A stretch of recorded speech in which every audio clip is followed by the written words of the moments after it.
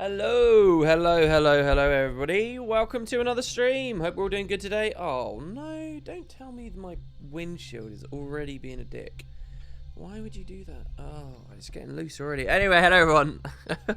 Hello, hope we're all doing good. Starting a little bit early today because I have to be finished bang on the dot, and I want to get as many levels as I possibly can. Unfortunately, I've been fiddling with something in the background, and I'm really not sure I can fix it in any way. The splits for these Zero to Hero streams, it's not working. It really annoys me, but apparently the software is only designed for single session runs or single segment runs. So if you want to do like a long run of something like I am, where I just want to time it, which is, I think, a pretty basic thing to want from the software, it doesn't even work. So on the last stream, we hit level 40, and we recorded our level 40 time, which it took us about 8 hours, which is mind-blowing to me, actually, that it took us 8 hours to get halfway to level 80. Because I would have thought it'd be less. But, so it took us 8 hours, but now whenever I start to re-record, it doesn't work, and it's just annoying, and I'm probably going to have to find something else. And I really don't want to be wasting my time faffing about with stupid little things like that. But, so yeah. Did you ever remake Tom Bluewood in Guild Wars 2? Just finished your Factions Let's Play and you loved it. Did you finish my Winds of Change series as well? Which comes later. Because if you did enjoy Factions, I would suggest you check that out as well. Not many people have ever seen that.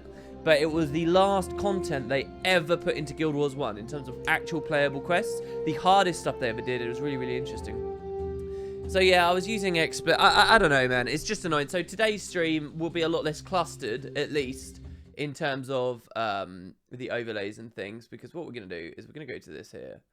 We're going to shrink that down. We're going to move this over here. We're going to move our ultra spot over. We're going to move that down there. You guys will get lots and lots of screen space. Let's shrink that down too. And yeah, which is basically what we're going to roll with today. So you go, guys. Yep, that's essentially the whole lot.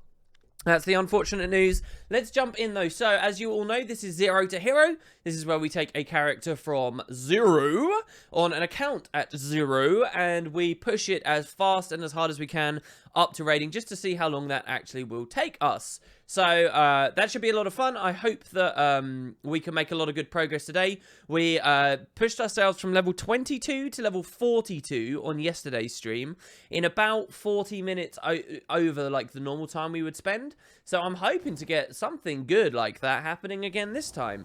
If you guys want to play with me, and having a party on yesterday's stream was fairly useful for that. If you want to play with me, then you are more than welcome to. Let's bump that up just a little bit, not too loud. We don't want it to be too crazy. And let's just jump straight in, I guess. No Guildhall rambling and stuff at the start of this stream. You guys know the deal with that. I've done a bunch of, obviously Monday Reset came through, so I managed to get through a bunch more of your mails. Managed to invite more people to the Spud Club. Oh my god, why are we getting owned the second we log in? And so, yeah, all round, everything's still on track. We should be having a big event coming up. I'm dead. I can't believe it. That's how I do it. Need some healing. What an awful start to the stream. What an awful start to the stream. If anybody would like to party with me, you're more than welcome. But I think that's a sign that we're in a slightly... Well, it's not just that we're in a high-level area. It's that we were alone in the middle of an ogre crawl that has been contested by the events of because of the effects of waypoints and things. So it's pretty mental. Let's unfog this area here. Let's kill some of the mobs around here. Let's grab that waypoint. Let's finish that heart. All of that stuff looks juicy. Even the heart that's near us we can do as well. What an awful start to a stream. That's brilliant. We also have our login reward, which, guess what, is another 2 laurels. So that's another booster for us, should we need it. I'm not going to roll the XP booster until maybe we get other people around us, because I feel like that's where it will be of most use to us. But yeah. That's about it. I really have very few stories or anecdotes or things on my mind, really. I feel like I've not accomplished very much. Literally, here's what, between yesterday's stream and today's stream, and it really depresses me, right?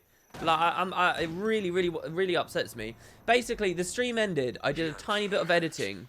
I played PoE. I went to sleep. I didn't even play PoE for that long last night. And then I basically woke up at about 6 today. I'm sleeping so much, and I don't know why. And it really, really, especially in these winter months where you wake up and it's dark already. It's like, oh, and now I've got to stream, and then I've got to do something after the stream, and then finally maybe I can get some work done on YouTube stuff. Ugh. Anyway, yeah, Corterio confirmed as challenging content by WP.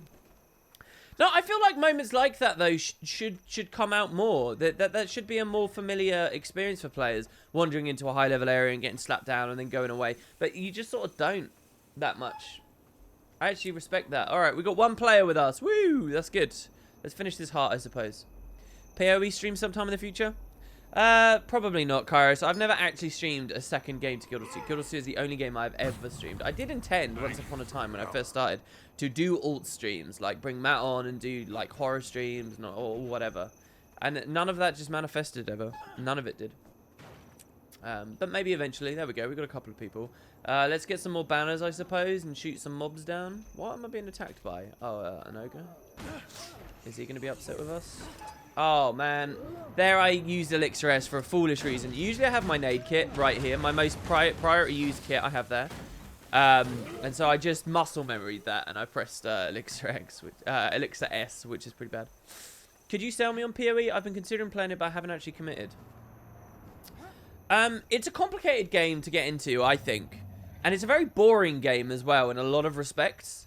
A very boring game. I think if you don't have someone to play with, and I think if you don't, like, really try and give it a shot, you might get quite bored. It's also difficult to get into because whenever you look at what the embedded community is talking about, it's kind of that EVE Online thing where they're just going on about spreadsheets, and there is an incessant need for the people in that community. They will never use words to describe what they're talking about. Skills, loot, anything. It's all abbreviated into, and it reads like double Dutch. It's very, very, very difficult to get into in some respects. But if you've ever liked a game like Diablo or Torchlight, or you know, one of these action RPGs, I think you've got a good baseline straight away to enjoy that game. And a lot of it's depending on the build you play as well. The story is shite in my opinion. Some people have said to me, oh, get into it because it's got good lore. It doesn't have good lore. The story is absolute wank. It's terrible. And it's really unfortunate as well because I feel like that's the one big thing missing from PoE. An actual story that isn't like, oh, it's just... I won't go into it, but it's not very, very good. Do you know anything that with Matt that I can share? What's he been up to? I haven't talked to Matt very much recently for a while now. I really haven't, so I don't really know. I'm guessing he's doing stuff with Bunny. Last I heard, he was going for a job somewhere. Might makes me right. But I wouldn't want to talk about his personal affairs on his behalf. You should just get in contact with him. Send him a message. He's always very quick to respond to people. You despise acronyms? Oh, it's so frustrating. It's so annoying. It's like, it just doesn't... Like... And it's funny as well because you can read, like, noob guides... And I don't understand people. I really don't understand people. It's like people don't know what their audience is, or they don't know how to write to an audience, or they So, for example, like, I read a PoE beginner guide. This happens everywhere. It's not just PoE. I'm not trashing the PoE community or anything. This happens everywhere. This happens in Guild Wars 2. I will be guilty of this. Don't get me wrong, all right? But so, it's a beginner's guide, okay? It's a beginner's guide. And it's got, like, it's a bullet-pointed list of maybe 5 to 20, you know, items of different interest for people, okay? And so, on this list, at place, like, number 1, it's like, yeah, use the mouse to move around. And it's like, yeah, use 1, 2, 3, and 4, 4, and 5 on your keyboard to drink your potions. It's stuff like that, right? Like, really basic. And then, like, number 8 on the list is, like... It's like... I wouldn't even know how to begin to describe. Imagine a ridiculously convoluted mess of acronyms and numerics and, you know, information that you would never be able to discern what the fuck it's going on about, right? In a million years, right? Is, like, point 8 on the list. It's like, oh, yeah, you don't have to... work on your elemental damage instead of physical damage when you've got XX blah blah blah and this linked with this and this and this and this. Like, just this crazy nonsense. And then the next one is like, you can press F11 to check your ping. And it's like, what is this? Like, why is this on the list? You actually think that someone who doesn't know how to check their ping understands what the previous point is? It's crazy. And you see, like, that general thing, That happens all over the place. All right, let's start killing. Let's get our XP booster. Let's get rolling, shall we? Here we go. So, by the way, I will be timing this. It's just you won't see it on screen, and I'll see if I can figure out something with XSplit or whatever. But I see that all the time. It's like, you know, someone's writing a beginner's guide, and randomly in the middle of it, there's all this vernacular and, like, jargon and just ridiculous stuff that only established players will know how to decipher or care about. And I just don't understand from the perspective of the person writing that guide. I mean, all credit to them, and they're wonderful and awesome people for writing guides like that. And, you know, they're contributing to their communities, and good on them. But I just don't understand how for a second they can think that is well written. Do you know what I mean? Like, and I'm being a bit of a snob about it, but it is ridiculous to me that can just slip in there and they think that's okay. And you might think, oh well, it's not doing much harm, but this is just like one example. It will happen several times in any one guide you find, and it's funny to me. It's kind of that thing of how people can lose perspective, and they don't realize they've lost perspective. They can't comprehend that someone wouldn't know what all this jargon is. Am I already 40? Yes, I am already level 40. We're level 42, in fact. And we're pushing up. And I'm sorry that we don't have the... I mean, that's when the splits get interesting. When you've got things recorded, right? I mean, Christ. By the way, is the game audio okay? It's not too loud, not too low? You used to write guides and you understand what I'm talking about? Yeah, and I mean, that's if I'm writing a guide. I mean, I like to think I'm fairly educational. I don't know what your guys' opinion of me would be, but I think I'm fairly educational. It depends on the content I'm doing, but I'm fairly educational. Never in a million years, and that's the main thing you have to think about. If you're writing a beginner's guide, don't include crap that A, beginners won't ask about, and B, beginners won't understand anyway. You know?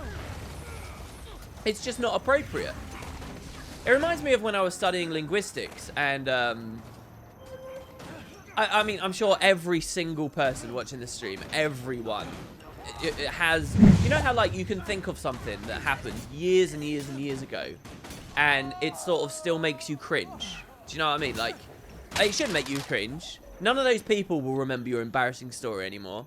It doesn't matter to anything that's going on in your life anymore, whatsoever. But you will still remember that event, and you'll still cringe at it. And there'll be some really cringy stuff you guys remember. If you don't have that, I'd say that you're a privileged asshole, and I'm incredibly jealous of you. I feel like everyone in the world has that experience, right?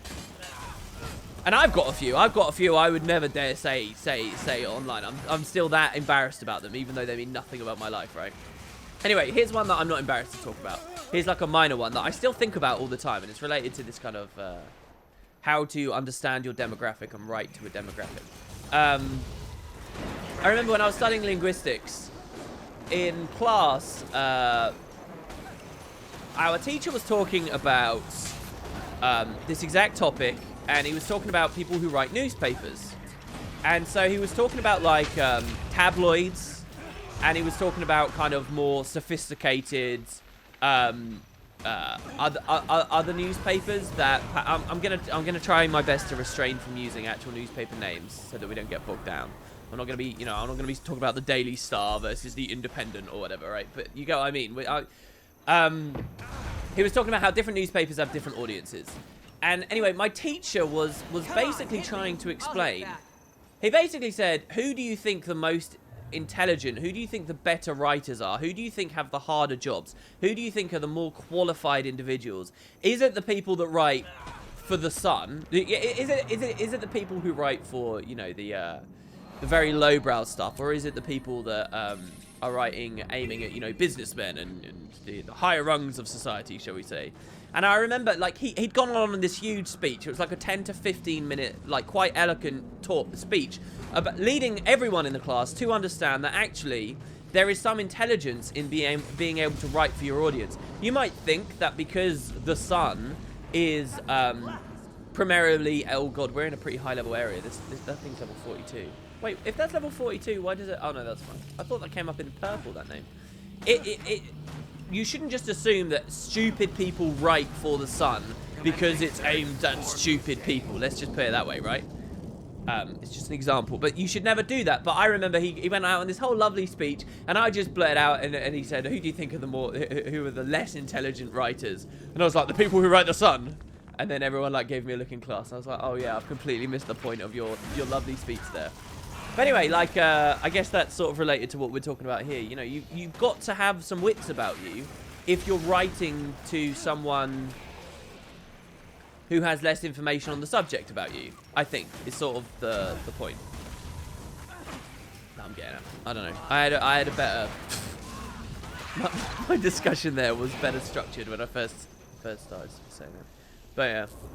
Can we have the left side overlay, please? I already told you! What are you talking about? It's not working! It doesn't work. It would just be a number.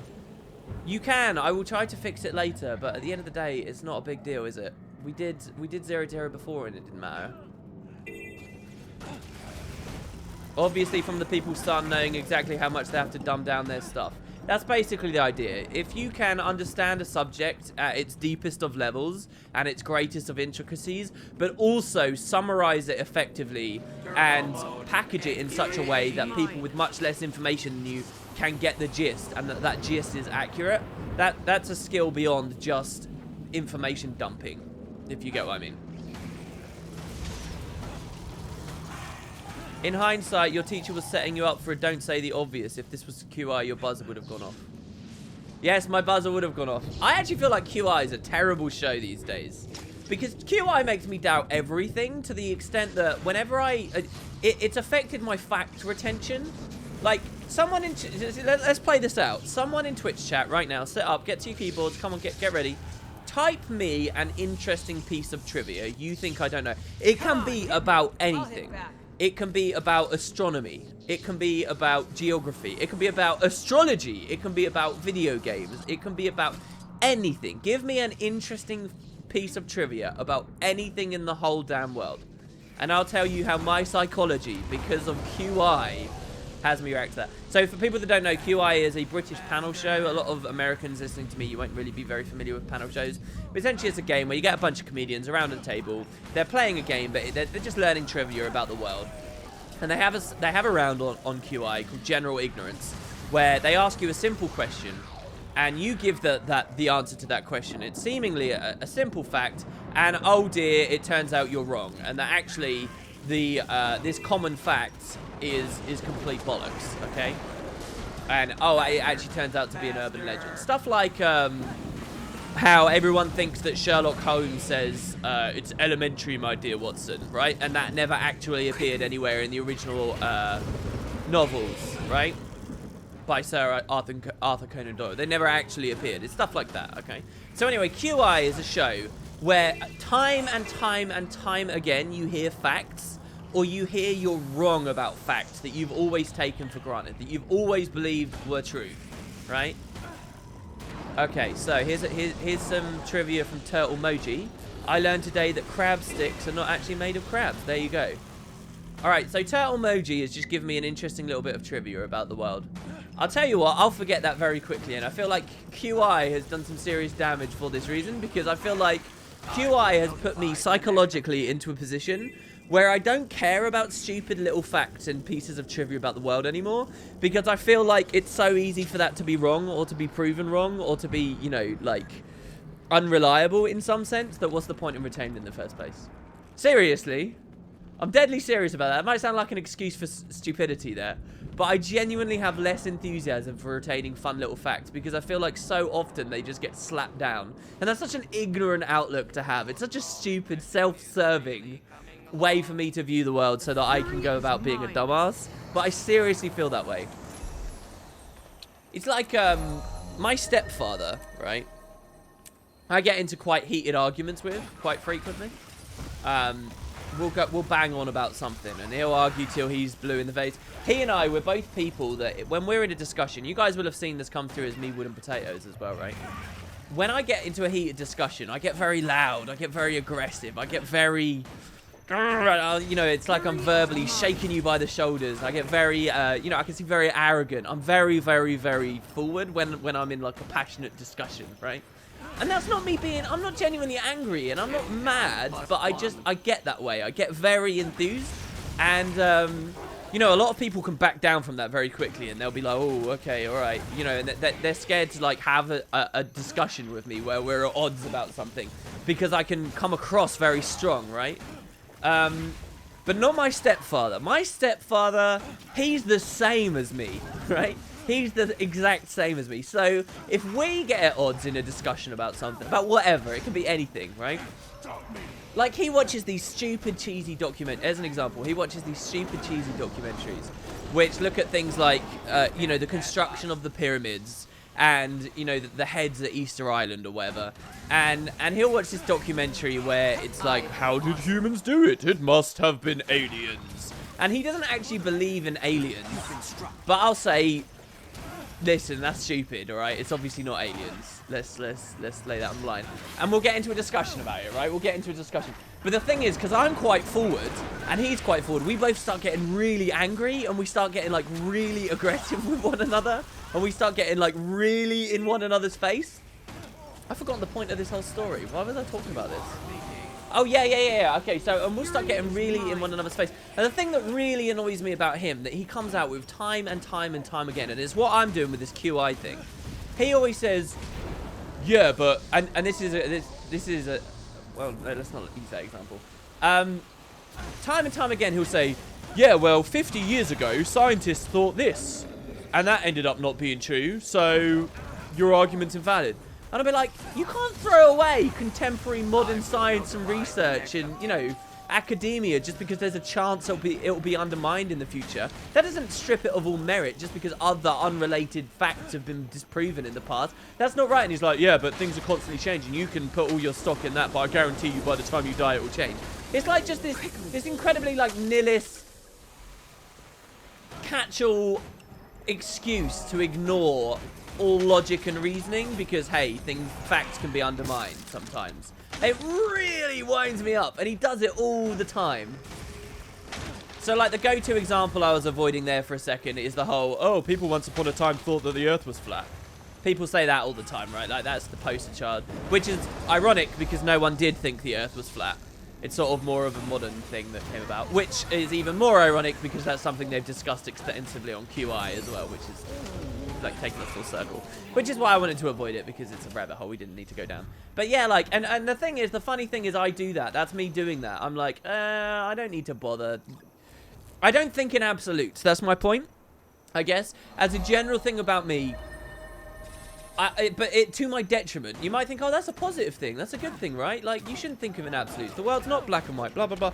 But it's to the point where I'm incredibly my factor retention has gone out the window because I sort of feel like, doesn't really matter.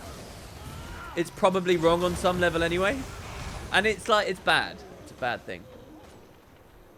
Some say I'm the Legend 27. Shit, I knew what that was the other day. What was that? That's a good thing. What was the Legend 27 thing? Oh, that's an advert, isn't it? For a game. A really cheesy advert for a game. Like a tongue-in-cheek satirical thing that went a bit viral. Just what you needed, WP to stay awake. Well, hope you enjoy. Oh, it winds me right up. And invariably, when we get in one of these discussions, it will be like... And the funny thing is, my mum, because this is my stepfather, from my mum. And she... when she sees it coming, she'll either leave the room or she'll be like, all right, calm down now, because she can see we're getting angry. But we're not actually angry. We're not angry at each other. We're not disliking each other. We just get very loud and we get very, like, aggressive. Right makes me right. It's brilliant. And a lot of people can't handle that. They cannot handle that. And that's probably a bad thing for me and him as well. We should probably be a bit more relaxed.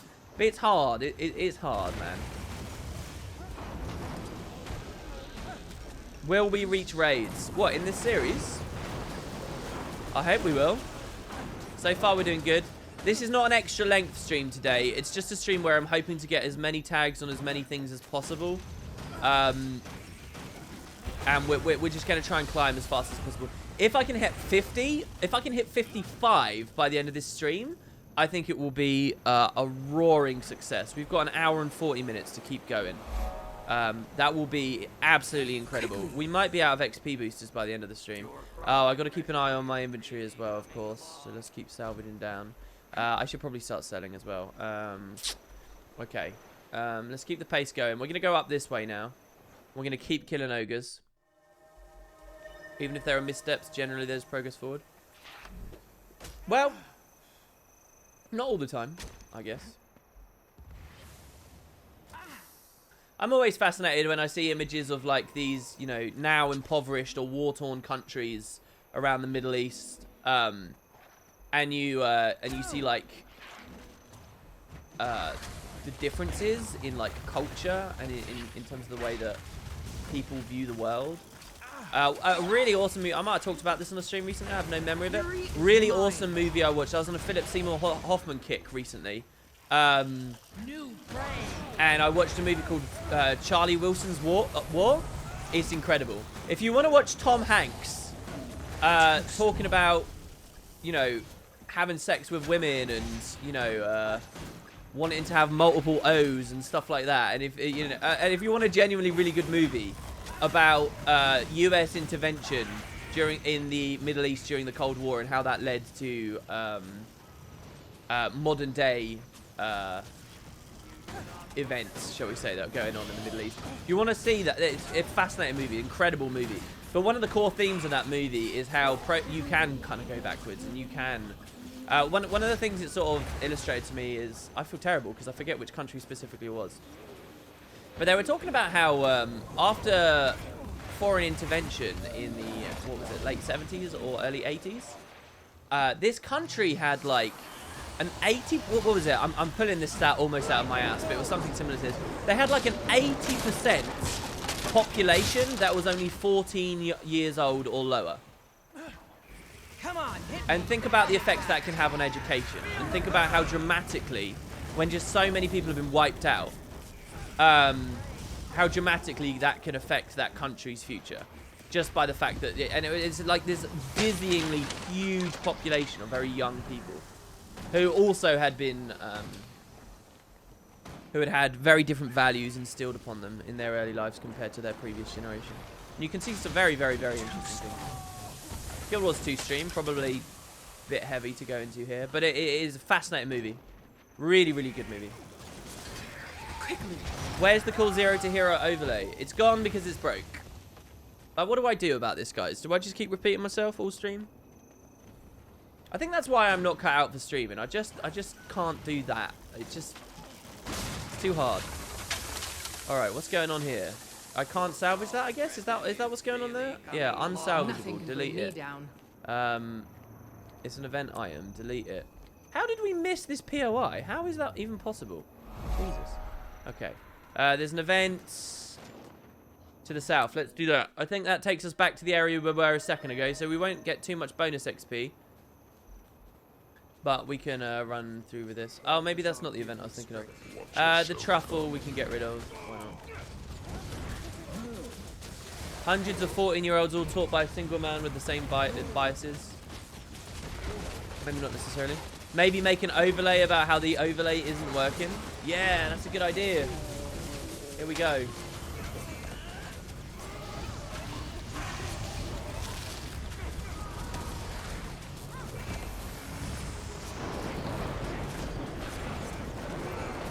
That's good. That's unintrusive, right? Yeah? I think that's top quality overlay goodness there. I actually tagged that event even though I was messing around in OBS. Oh no! Okay, that's fine. Look at this multitasking. You see my ability to fiddle about with OBS, look at chat, and level in Guild Wars 2. Alright?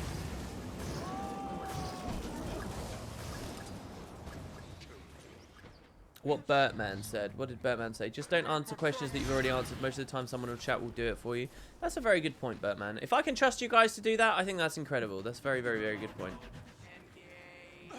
See, these bags I don't want to open because basically what's going to come out of this bag is shittle minor quantities of items that aren't worth much. And it's going to take a huge amount to get rid of them all on the TP. But they will keep building up as the stream goes along, so it's kind of frustrating. This crystal area could be quite good for us.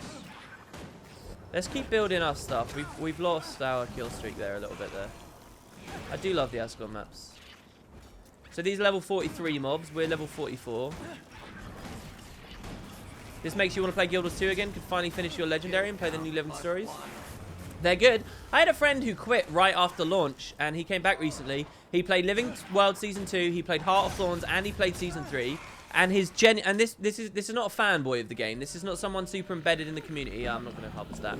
This is just a guy, right? And he genuinely said to me, hey, this, and he's the kind of person who would have said, oh my god, this is really shit. He genuinely said to me that he thought the game was doing well. So finally they're getting to the amount of content that you can play where people are like, yeah, there's a worthwhile amount to get back into. With some more tweaks, if fractals scaled faster and harder and had a higher end to them, I think the game would get in a really good spot.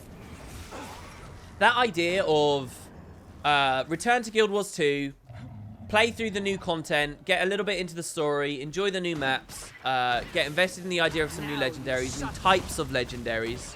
Maybe look at PvP. World versus World we'll put to the side for now. But then once you're at that point, then joining fractals, working your way and having a lot of fun climbing fractals, finishing your fractal progression, ending up with a 5-man team that you just gradually built through pugging your way up to 100 fractals, taking that 5-man team to meet with another one and entering the raiding scene after that.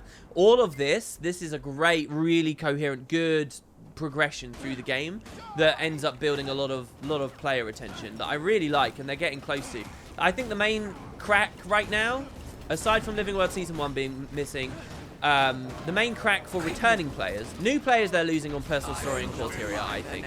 But for the main crack for returning players is that fractals don't scale hard enough right now.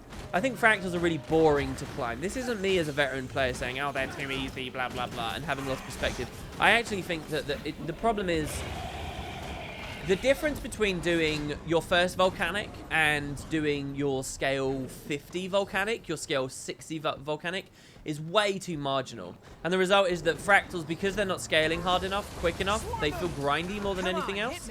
And it also means that we miss out on having a higher cap at the high end. So I would love them to readjust the scaling a bit more as well. It's also really important that they scale harder faster, not just for the enjoyment of climbing them. Like, there should be a discernible difference between your first volcanic and your second. But also, it's the fact that people aren't learning fractals. They're not learning mechanics. Because bosses are melting too fast. So yeah, I do think that should be remedied. You thought the main crack was in the ice? No, a crack in the ice, though despite its name, is not a crack in the game's quality. I think people will return to the game. I think they'll play a crack in the ice and they'll enjoy themselves. I really do. So this is an event that's triggering. This is the Dermot Priory thing. Look at the dragon over there.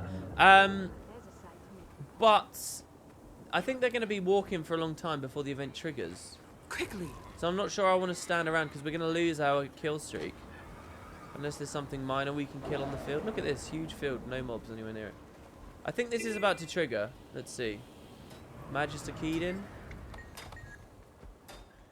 Knowledge I don't know. is the If this fails, this spawns an anomaly. We're going to run out of our kill streak in a second. Unless maybe... no, out of range of the mower. Quick. How long have we got? We've only got a matter of seconds. Kill the mower. 4 seconds. Yeah. Kill streak refreshed. And lots of bonus XP. Screw that event. It's not triggering. I'm not waiting around for that. It's going to take ages to go anyway. And I'm not even sure if we'll get experience. And we don't exactly have a big Zerg with us, causing that to upscale a lot. How's the world versus world nowadays, by the way? I'll let chat answer that. For me personally, though, I don't enjoy it. I have no real incentive to go in there outside of the gift of battle. And I think the whole thing's very unfortunate.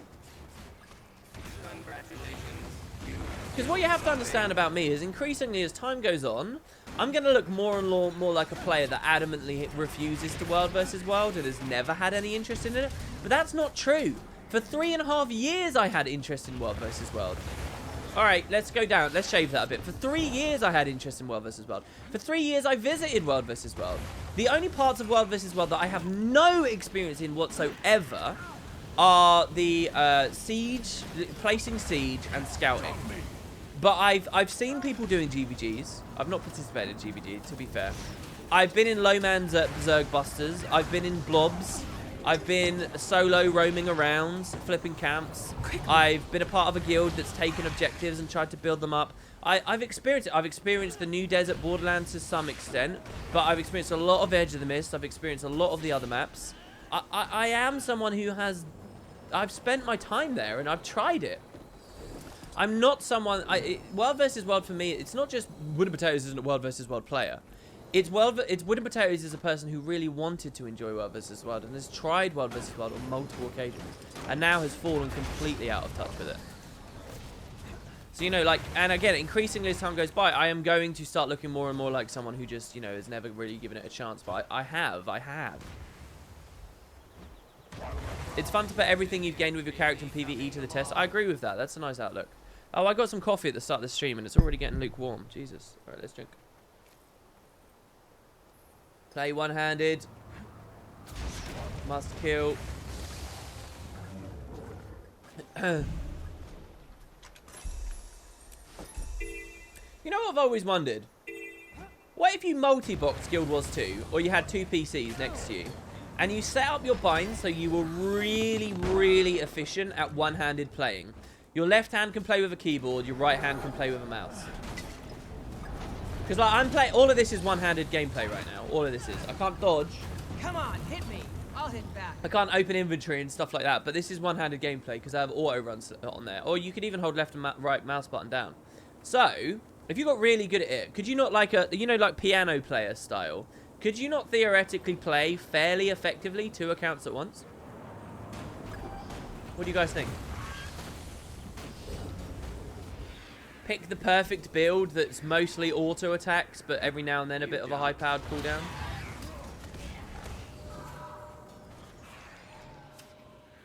Is that bonkers? Problem in World vs. World WP is that you haven't become a part of the community because of who you are. That's also a big problem. I fully accept that as well. So I'm very hesitant to become a part of World vs. World these days. I love this lake, by the way. This lake makes me think of the very first Guild Wars 2 gameplay I ever really watched. Not the very first, but the first, like, some of the first shaky cam. This should scale and give us a lot of mobs to kill, which will be nice. Yeah, so, like, a part of me that is specific to me is I feel like I can't go into World vs. World and join a random TeamSpeak or a guild because I'm always swamped by people... I don't know, it's hard for me to make friends in this game because people just want to talk to me about videos and people just want to talk to me about... And a lot of the time they're being very nice and they're being very flattering and it's a very lovely thing. And don't get me wrong, I'm not saying I hate it when people come up to me and say, oh, is it Wooden Potatoes? But that is generally all I get. Quickly. And so it just makes me hesitant to find a new community because I feel like there are unfortunate expectations. I can never go into a community and just be a player. Like, people expect me to be good, right? And that alone is annoying. Because I would never be good going into World vs. World. I wouldn't know the balls I'm doing anymore. Oh, that is some really strong coffee. What have I done to that? Did I forget sugar? Sweetness, I'd say. God, what a first world problem. I was just whining at you guys. Jesus. WP, have you ever played NG in raids, or will it be your first time? Actually, it will be my first time. First time ever. So what have I never raided on? I have never raided on NG. I'm back to 2 hands now. I've never raided on NG. I've never raided on... let's see here. Guard. I've never raided on Guardian. I've never done that. I've never raided on... Druid. I've never raided on Druid either. But all the other ones I have. So NG and Druid. NG, Druid and Guardian. So NG, this will be my first. Hope it'll be interesting. I've barely raided on Warrior and I've barely raided on Mesmer. I'm talking like 1 clear of each, probably. Maybe less.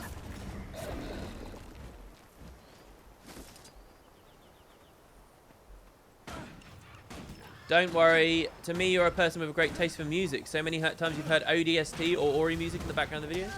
That's awesome. There's some, I don't know. There's something to be said for finding, like, coherent music. That, like, oh, you hear this music, you think of Wooden Potatoes. But there's too many soundtracks I like. Hit me. I'll hit back.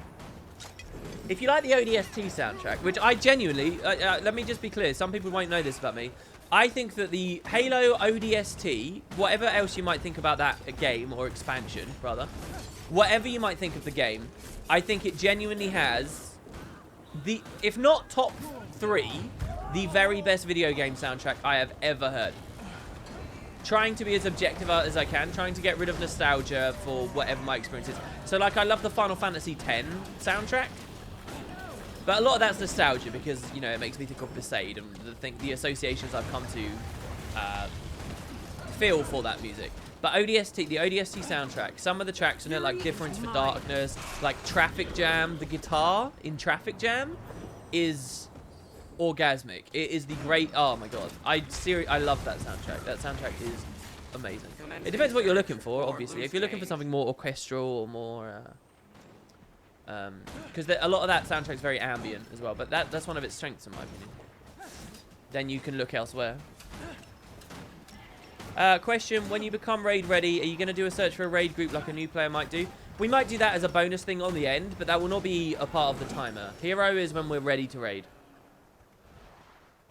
Now, to dive into that a little bit further, you might sit there and think, well, no, hero is when you finish the raid. What about all the time it takes to learn the raid? And what about all of the time it takes to get a community and blah, blah, blah? And you are 1000% right to wonder about those things.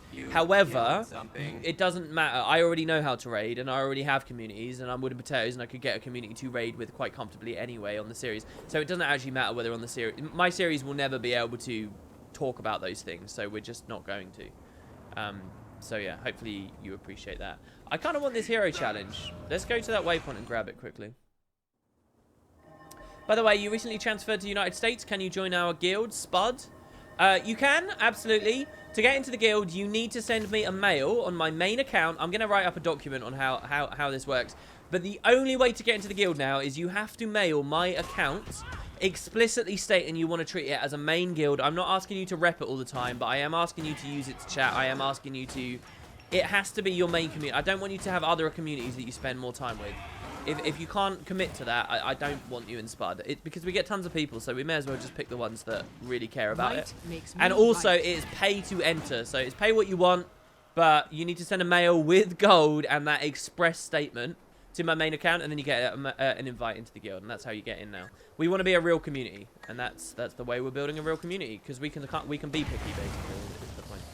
Also, we have a really epic event coming up, like seriously epic event. I'm really, really looking forward to it. There will be a video of it. You will appear on my videos. It's going to be brilliant. Fury is mine. Do we get experience for that? I don't know if we do. Azuric is the first thing that came to mind outside of Guild Wars when you think of wood potatoes for some reason. That's very cool. Oh, I did talk about this on stream. I hopefully have a really cool package coming. One of the lead designers from Azuric was messaging me before Christmas, and he was talking about how there's a map of a conceptual map they had of Parathia, and there were only a few that were ever made, and they had them hanging in their office as they made the game, and it showed like the fire realm and the air realm and the earth realm and the water realm and how they all link together in the life realm and the dark death realm. And he said that he was going to send that to me by mail. So I actually sent him my my mailing address and so on. And I was really excited. I was hoping to get it somewhere around Christmas. It hasn't arrived. I sent him a mail the other day, sort of as a little nudge, like, hey, this would be the coolest thing ever. Are you still going to send it? Question mark, question mark, question mark. But, you know, not trying to be a dick. And he said, yeah, I will send it. Don't worry, I'm going to get around to it. I don't know whether I will now. But, yeah, those guys are amazing. It was such a small team. And I've got in contact with 3 different people who worked on Azuric. What a game. That's got a great soundtrack as well. Jeremy Soule, some of his earlier stuff, very Star Warsy. You can sort of hear a lot of his influences that came from some of his other projects he'd worked on before it and after it, in my opinion. So we've got a good little amulet there. We're going to equip that and delete the old one straight away. And let's put that lump in it, I guess. Put a lump in this with the sigil of fire. Just delete that old rifle. Don't need it. What level are we? We're 46. We're going good, guys. This is all right. I think we're doing okay. Flying Chicken says, I like what you're doing with the guild. I'm glad you do, because it is there is something very snobby about what I'm doing with the guild, and I fully accept it. Please understand that I know I see the hypocrisy in how this guild works compared with some of my prior statements. And I see it. I do see it. But we're trying it anyway. If it doesn't work, it doesn't work. The guild, for me, guys, is 100% supposed to be there to fuel viewership for videos and streams and things. That's what it should be, and to help make videos. And so that's really the idea. Are you going to do full map completion, or are you just doing hearts? We're not even doing hearts, so no. We're leveling. We don't care about map completion. Map completion is for people who want core tier legendaries.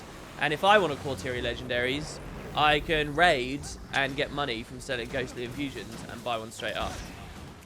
Plus I went in my mummy's purse the other day and I got her credit card and I know her number.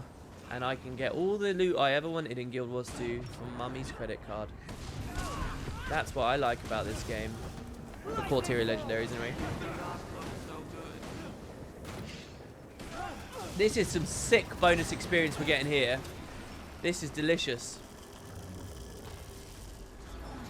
Some people join just to look around the hall. They don't understand they can visit people anyway. Yeah, no one will do that anymore. Who the hell is going to pay 20 to 50 gold? Well, maybe they could go less, but I'm not accepting like a 1 gold donation. Just to look at the hall. Just join on my party or anyone's party. There's nothing to look at in the hall anyway right now except a vague underground theme. What level am I? You can't see because of the potato cam. I'm level 46. You can actually see under chat on the bottom right the level I'm working towards. You can see that. It says 47 right now. You see that diamond down here? You might not see it. If chat's moving too fast, you won't see it, but it is there, yes. Let's kill a bunch of these ghosts. It's a nice little area. It's where one of the Shatterer-Prees runs. Here's one of the very cool environmental weapons. It's a ghostly firestorm. Stacks a lot of burn, by the way. You should make it rep required. No, because I genuinely, I really, really do not believe that rep rules mean a goddamn thing. If someone wants to... I mean, hell, I de-rep from Spud as well. When I raid, I don't raid with a Spud. I raid with a different group that I'm just sort of getting to know. And we're just trying to, like, sort of build a static. And I rep a different guild. So what kind of absurd rule would it be for me to have rep rules? Look at this. 1,000 bonus experience each kill right now.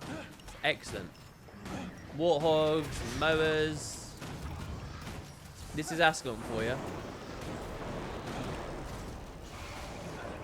You like the hall? It feels cozy. Yeah, I want to do an underground theme, a proper underground theme. I made, because Monday went through, and obviously we've had donations and things coming again. It really dried up around Christmas. Nobody wanted to contribute to the guild when they knew the purge was coming. But we've got a little bit more in, so I actually built another 50 large cuboids. 50. And a bunch more super adventure platforms and things. So we have over 200 large cuboids all told over Winter's Day right now. If you guys want to keep donating snowflakes, we've got till tomorrow to keep using them. But we can make a pretty cool little... We can make some good structures. I want to make some good stuff.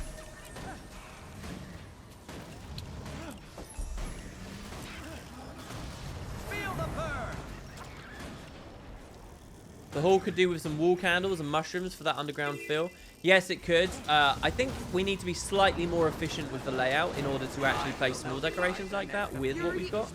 But in theory, we can get there. Let's salvage again just in case there's something we can get out of it.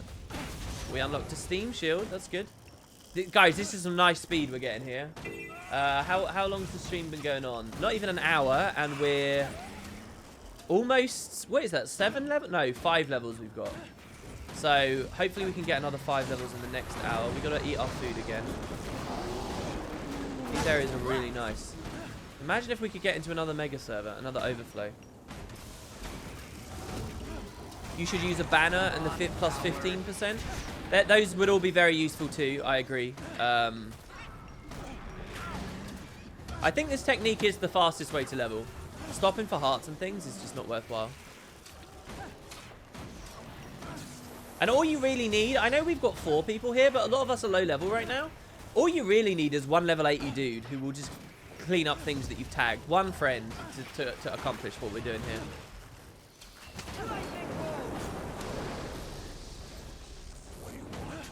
Chinese New Year is the next event, isn't it? Yes, the Dragon Festival. +1. Or the Lunar New Year, sorry. Right. Yeah, Lunar New Year. Hopefully they do more good decorations there as well. But we don't match all of our themes to the in-game events. That doesn't have to be what we do. This is brilliant. Someone says I have 0 friends. What do you mean you have 0 friends? Join Spud and have 230 friends. Yeah, and look at that as well, guys. We've got space for you now. If you can fulfill those requirements, we have space. It used to be that I'd have to turn people away or I was kicking people constantly. We've culled out a good amount of people who weren't that interested. It's good. The pudge has worked. The pudge? The purge has worked. The purge has worked. All right, let's go slightly south here for a second. This is really good. Look at all these mobs we can get. Did we already kill these? Should we go up here now?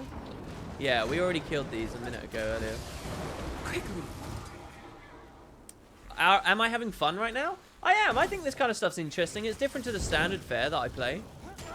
It's sort of a step on the ladder, which is, so, you know, when it comes to big RPGs, not just MMOs, but MMOs can be big RPGs, it's very hard to assess your fun and the value of the content that you're playing. Because quite often, if it's a means to an end, you can't assess the fun until you've accomplished the whole thing. Do you know what I mean? So is running around holding 1 in itself at face value the most fun thing? Not necessarily, but you have to have the wider lens. You have to look at it from that wider lens as well. I think it'd be short-sighted to look at this and say, oh, this is terrible, this is a bad MMO.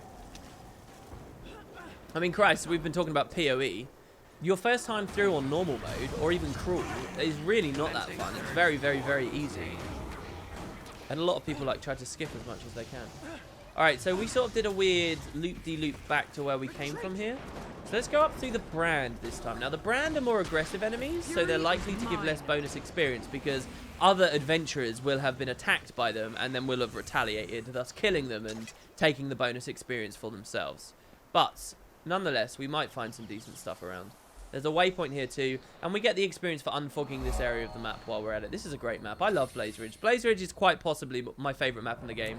Maybe Dry Top pips it, but what a good map. How did you come up with Wooden Potato's name? I was just combining random stuff together. The fury is mine. What are the practical requirements of Spud? Be a member of our community. Come to the events as we do them. We've got an event run. Oh, I think I can start explicitly talking about it. This thing here, Mysterious Happenings Have Become at the Lost Precipice. That is an event that will happen not this coming Friday, but the Friday after. There will be a video announcement and stuff. That's going to be our first big one. Come to our events. Chat, please. Keep the guild chat active. Talk to people. Help one another out. Be friendly with one another. That's all you've got to do. And regularly helping with decorations and stuff like that is also really awesome of you. That's all I ask of Spuddies. That's all I ask. But mostly come to events so that you can make videos with me. For the Brand, this certainly doesn't have many enemies around. That's it. That's what it is. My favourite map is the Silver Waste. It's the perfect map with the perfect loot system. It's funny you say that because people did grow tired of Silver Wastes. There was a good year. Like, the content drought before Heart of Thorns came out. Especially towards the end of that year and that content drought specifically. People really were getting tired of Silver Wastes. I don't think it's the perfect map. I don't think you can say anything's perfect, but it is pretty good, yeah. And I think Bitterfrost Frontier was really close to rivaling it and slightly missed the mark.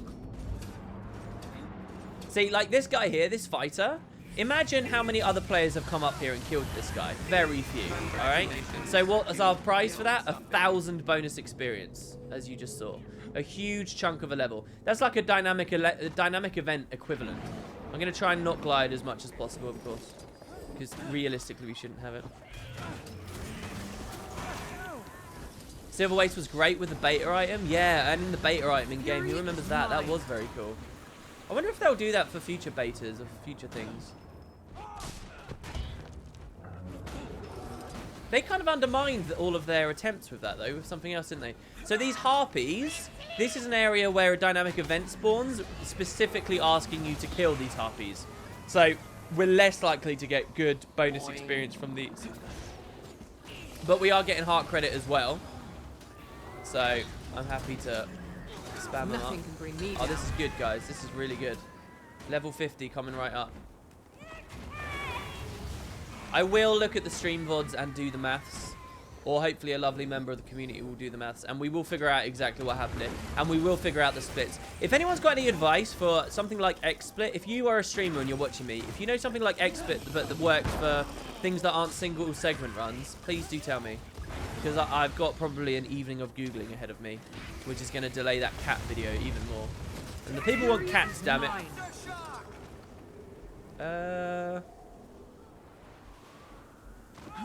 I shouldn't have done that. This was a bad idea. I'm out of range of the heart now.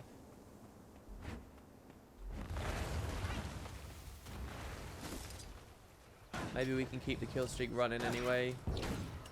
I'm going to start selling again soon, I think.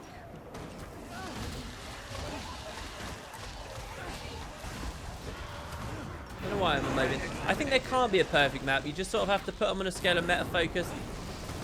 See, this is the kind of the wider lens thing that I'm talking about. No one map will satisfy every aspect of Guild Wars 2's experience. No one map will. This is why Heart of Thorns, Verdant Brink isn't a bad map. I think actually out of all of the metas, I don't know, they're all really strong. I really like all the metas, honestly. I think Chak Garen boss fight is the best of them all. I think that Auric Basin's boss fight in terms of its presentation is the best of them all. It's not like mechanically as robust as the Garrett's one, but the music and the location and the way that all of its mechanics tie into stuff that went on in the other metas. I mean, Garrett has that going for it as well. But I really like that about Auric Bases. But I love that the Verdant Brink one and the nighttime and holding so many objectives, the way it stops the people, the Zerg from being all in one place, and the bosses. I love the Verdant Brink. I think all three of them are really good, and I even think that Dragon's Stand has something going for it too. I think it's something that would work better if it was like a spawns once a week style deal, so it felt really special when it was going on or something, because that's definitely, it's too long for its own good. And I feel like the way that the rewards keyed into it and the way it wasted a whole map, these are all criticisms, but there's something very healthy about it as well. Heart of Thorns was really strong, and yet people hated those on the whole, and people were upset. But why? Because from the wider lens, it was missing out on a Blaze Ridge Steps experience, wasn't it? And that's what's important to notice. That's what's important to pay attention to. They weren't bad. They were just too few maps. That's all it is. If the next expansion has 8 maps, 4 of them have epic big metas like we saw in Heart of Thorns, and 4 of them are Blaze Ridge Steps, I'm telling you, people will be way happier. You just subbed to me on Patreon. How do you get into the guild? Send me a message on Patreon. I've got to go through those as well. I've had so many Patreon messages recently. I'm so sorry if you haven't had a satisfactory response on there. I've had tons. If you have just joined me on Patreon, that is incredible of you, and I keenly look forward to responding. I will do it shortly after this stream. Probably after midnight. I've got a lot of work I need to do, but yeah, after midnight is when I'll do it my time. At 10, I'm going to be in-game doing fractals. It's good that you're streaming. I started Engineer today. I can't really figure out the playstyle. What kit should I play? Here's my advice leveling on an NG. Now, here's my advice, right? Just leveling on anything. Play what you think is fun, okay? Do not, I swear to God, do not look at the meta builds. Do not look. Guild Wars 2 does not lock you into anything. You will not be punished for any build-making decision you make as you level. You will not be asked to re-roll because you made the wrong decision early on. It will not happen. So use those leveling experiences to have fun and try different things out. Because trust me, there will come a day where 200 hours in, you're upset that you don't get to play with your flamethrower very much, right? Or your flamethrower on a power build, shall we say. So just experience a wide range of stuff. Engineer more so than any other class, right? Experiment with stuff that aren't kits, because you will be pushed into kits hard. You will be pigeonholed there. And so use the leveling experience to play with your racial skills and whatever. You will not be punished for it. Just do what you find fun. Honest to God. If there is anything that Guild Wars 2 actually does good in terms of its leveling, is that it doesn't punish you for stuff. So just have fun, and you'll find a lot of it's crappy as you level, and then you'll be like, oh, it's not fun because it's crap. But hey, at least you had that experience. For me as a vet player, Bit of Frost and Bloodstone Fen and Ember Bay are totally boring, and the gold amount is laughable compared to Heart of Thorns maps or Silver Waste you get. The thing is, when people say stuff like that, I always feel like they're asking for those maps to be buffed. But when I read a comment like that, I think, oh, those maps should be nerfed. Silverway should be nerfed. You should bring it down. We are near the heart again, and we haven't quite finished it, and I do want to finish it. So we're going to grab this vista. We're going to kill this canyon spider, and then we're going to go south, back over to the harpies, and finish that off. Hopefully tagging stuff as we go. Like this mower. This mower I'm feeling good about. I reckon we're going to get 1,000 for this. Ready? 1,000 for the mower. Here we go. Oh, 955. That sums me up entirely, right? Just shy of greatness. The level system is better than so many games. It's not. It's god-awful. It's not good. It's good in the fact that it doesn't punish you, but if that makes it better than so many other games, I think there's pretty low expectations. Nothing can bring me down. And I'm not making that criticism based on what you're watching on this stream, by the way, because this stream is not a true-to-life experience of leveling anyway for most people. I mean, it can be for anyone who wants to do it. Anyone with a single friend who can finish shit off that you've just tagged. How's Rise of the Tomb Raider coming along? I think one of the big reasons I've been a bit depressed lately is that I keep putting off Tomb Raider. I keep waking up and being like, right, I'm going to make progress. And I have done recording for it, but it's just...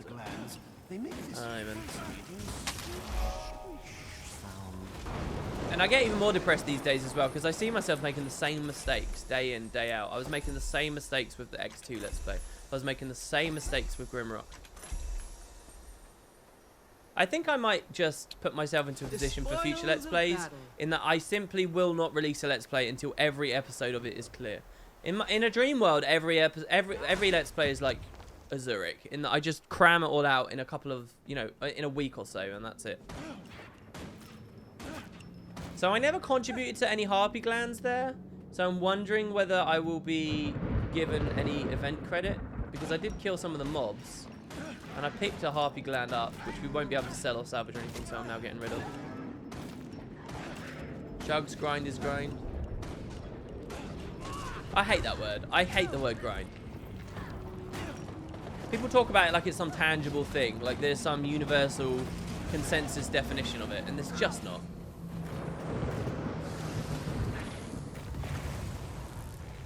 Grind is like, when someone says, oh, this is grindy, to me, it's the equivalent of, it's like the MMO or whatever, wherever that term's used. It's like the gameplay equivalent of someone saying, oh, this game has bad graphics. What do you mean it has bad graphics? What are you talking about? Super Mario Sunshine has bad graphics. You know, coming from a 14-year-old that wants it to be photorealistic and doesn't understand the difference between graphical capabilities and aesthetic. Right? Like, and it's such like a silly thing to say. There's nothing tangible in a discussion about grind. I don't think, anyway. Because everyone has a different bar as to what they find repetitive, and everyone has a different bar as to what they find get enjoyment out of in terms of repetition. Some people use, when they're talking about grind, they're literally just saying, oh, this took me too long to get. There was nothing repetitive about it, it just took too long to get. Getting my Ascended trinkets was getting my Ascended accessory, sorry, was grindy. Was it grindy? Really? Well, let's go back in time to when it was guild missions. Was it grindy? You had to do 1 month worth of guild missions, and at no point did you do the same guild mission twice. Every time it was a different bounty, every time it was a different puzzle, every time it was a different challenge, and apparently that's grind, is it? Getting your accessories, that's grind. No, it's not grind, it just took you a while to do. But no, people would argue, classically, but by the same token, you berry farmed your ass off on like 10 different characters doing the same stupid little route, but because it happens to be quick, getting your accessories through that method isn't grind now? Please. These scale are giving us great bonus experience. Don't think anyone has ever said that about Sunshine. Shut your mouth. Yeah, I know. It's absurd to say that about Sunshine, right? But I bet when Super Mario Sunshine came out, there were, you know, little kids or even adults saying, "Oh, it has bad graphics. I would rather play Mace Griffin Bounty Hunter because that has good graphics." Right? Compared to Sunshine. Seriously? Might make Here's an me example, okay? I don't know whether this was everywhere. I don't know whether this was in every school. And I don't know whether many people listening to me today on this stream are of the correct age bracket or upbringing that they will have any idea what I'm talking about, right? But when I was at school, Faster. What are you doing out here? and when I was in IT lessons, or whenever you get on a computer and you were supposed to be doing work on it, you would instead try and find games you could play, all right? You DOS off and you try and find games instead, right?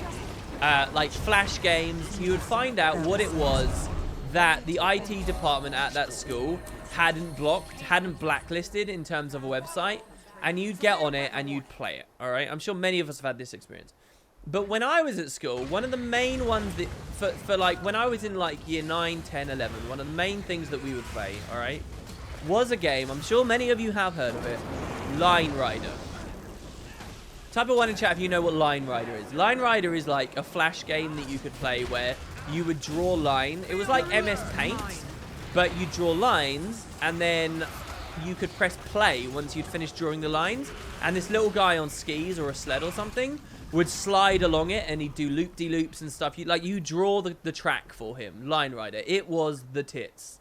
Line Rider, what a sweet game, all right? Anyway, so this was the game we used to DOS off on. There you go, lots of ones appearing in chat. This is the game we DOS off on when we were at school.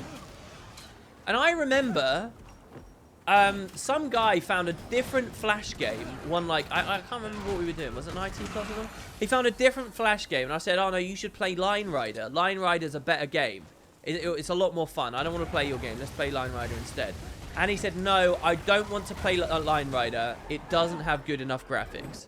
And I'm talking about like a 14, 15, potentially 16-year-old guy saying that. Line Rider doesn't have good enough graphics for me. quickly. Now, that is quite a comment to make, really. And this was a dude who I, you know, who I used to play other games with, console games with and stuff. I mean, that is quite incredible, don't you think? If there's any game in the entire world that I don't think is appropriate to say has bad graphics, it's Line Rider. Mousebreaker was another one. I always think of this other game called Desktop Destruction. I don't know whether I so much played this at school, but it was a game where you would like be able to blow up your desktop. It would like take a screenshot of your current desktop, and then you'd be playing the game. And you could like drop little like ants onto it, and then you could shoot them with a flamethrower, and you could like take a hammer to it, or you could like take a machine gun and go. I remember as a kid I used to spend ages on that. Desktop Destruction. Did anyone know what that is? Does anyone play that? Man, that's some nostalgia right there for me. Desktop Destruction. I think that's what it was called. Yeah, Desktop Destructor, was that it? Was that the name? I'm glad people know what I'm talking about. Such a stupid... It wasn't even really a game. It was just an excuse to piss about.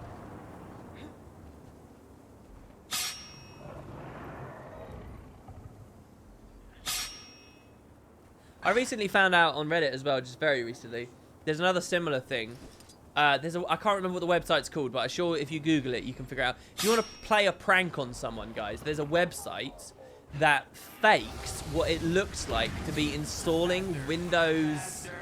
what version of Windows is it? It's like Windows 98 maybe? Or is it Windows Vista or something? It's like some horrible version of Windows that you wouldn't want these days. But it's a website, and the entire purpose of the website is you type www.fakewindows98installer or whatever, and then press F11 on the browser, and someone will return to their PC, and it will look like it's in the middle of installing Windows 98, like there's a fresh install of their PC going on. Excellent if you're in like a communal workplace style thing where it might throw it out in batch, and it's a prank you can play on people to freak them out. Might be XP. Oh, they have one for all of them. Yeah, that's probably, I should have realized that. It's a no-brainer, right? Very funny though. Yeah, I know people loved XP, but you wouldn't necessarily want XP these days. Or I wouldn't say that my audience right now would be of that same audience that wanks off over XP. But yeah, for the workplace and for... In fact, I think, honestly, the best received and best implementation of Windows for the time that it came out and its duration of being supported and the amount of people who swore by it is probably XP. Come on, XP was hit the me. most unanimously loved of the Windows operating systems, probably. What a nerdy conversation to have, guys. What a nerdy conversation, my goodness. But I do believe in that. We got 34 seconds left on our booster now.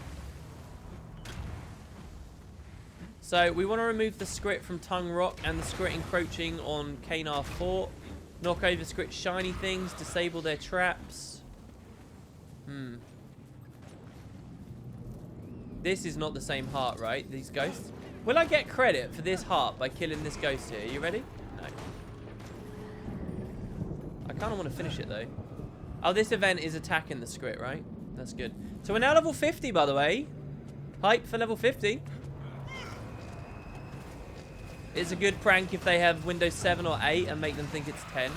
I think if you have Windows 7, the one I would freak out most is if I had Windows 7 or Windows 10. I'm on 10 at the moment. If I had 7 or 10 and I saw an installation for 8, I would hate that. I would freak the balls out with that. Hey, WP man, did I seriously miss 30 levels? You did? We started tryharding. There we go. So what's interesting is my kill streak keeps rolling. Alright, so I'm dropping another 2 XP boosters there. We're not going to be able to see the full duration of these tick off. We've got 52 minutes left of the stream. So let's try and get as much progress as we can. In 52 minutes, I'm hoping to get to about level 55. 55 would be great. 15 levels in 2 hours? Might makes me right. No, I wouldn't be so sad at seeing Vista. I hate 8. I think 8 is my most disliked OS.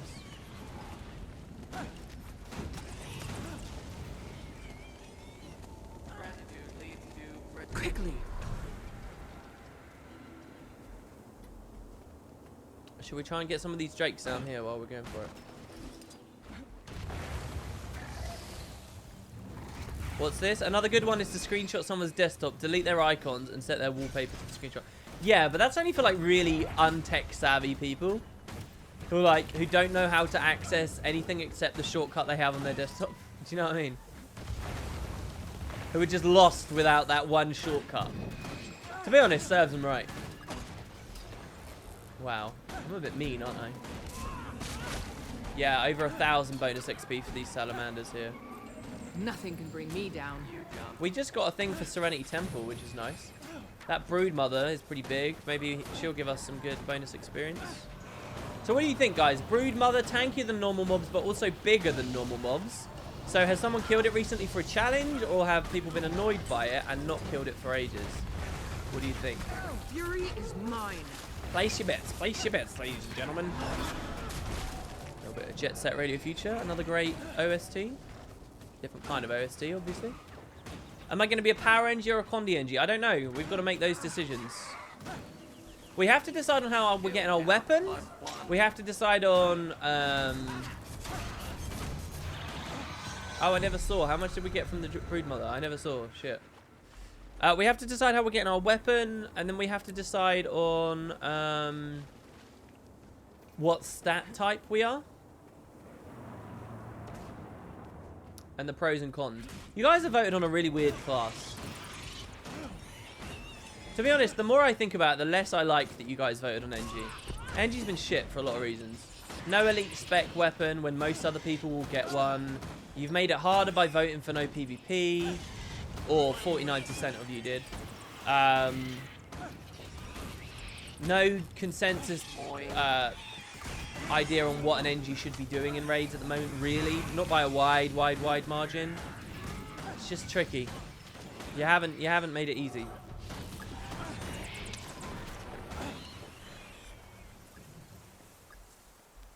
Where's the agent? She's gone south. Okay. None of us even doing this event. We know, Kappa.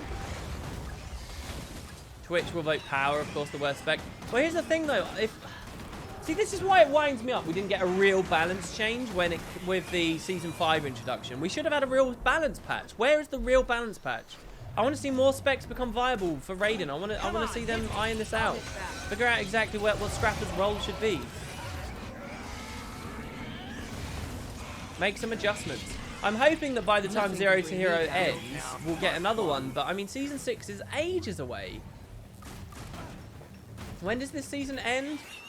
February 7th. Like a month away. So, we're just... It's so long for another balance patch. And, I mean, the game can do so well with good balance patches. Yeah, I agree completely, Inks. It is really unfortunate we never had a big enough patch. Really, really upsets me. I mean, again, but that's the thing. I'm trying to see both sides, right? Because, you know, you can't beg the devs for split balance for years and years and years, and then finally get split balance and whine that your game type never got anything. I fully appreciate that. I fully appreciate that they can only do so much. And that you asked for split balance, so they gave you split balance. This was a PvP balance pack. There you go. That's what you wanted. I know it. I'm just worried that it's over and over and over again going to be PvP every time, because it's always been their leaning.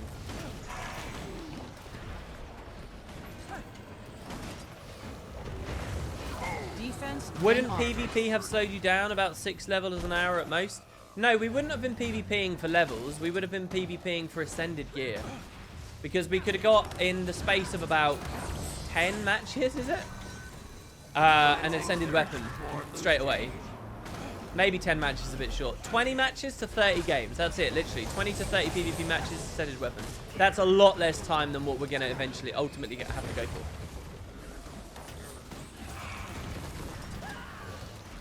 I do think the weapon's important to go for and not to skip, because, of course, weapons have the weapon strength on there, which... It's important. It accounts for something. Alright, we need to sell. Yeah. I think another event will spawn in here, so let's not run away just yet. Keep the kill streaks rolling.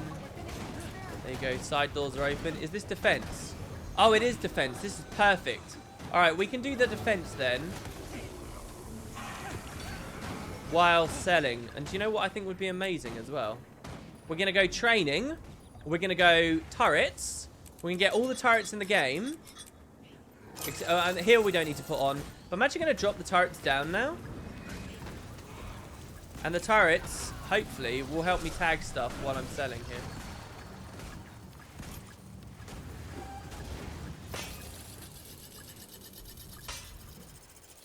And then we're going to sell all this. We're going to clear our inventory open. So this should work, hopefully. Did we get a tag from that? We did. Nice. Oh, the AFK farm. Ban me now. Disgusting behavior. Nothing can bring me down. This is good. This is free keeping the kill streak going. This is what we should have been doing the whole time. Really. This is beautiful. What a great idea. Anytime we need to do build making or we need to, you know, take it easy with stuff and we need to do inventory management, find yourself a nice defense event, pop turrets or minions or whatever. Look at the strategies. We're going to get the TP error in a second, I think. But this is exactly what we needed, really, guys. As long as people don't kill the mobs too fast that are attacking us. And as long as the events don't, the mobs don't stop coming.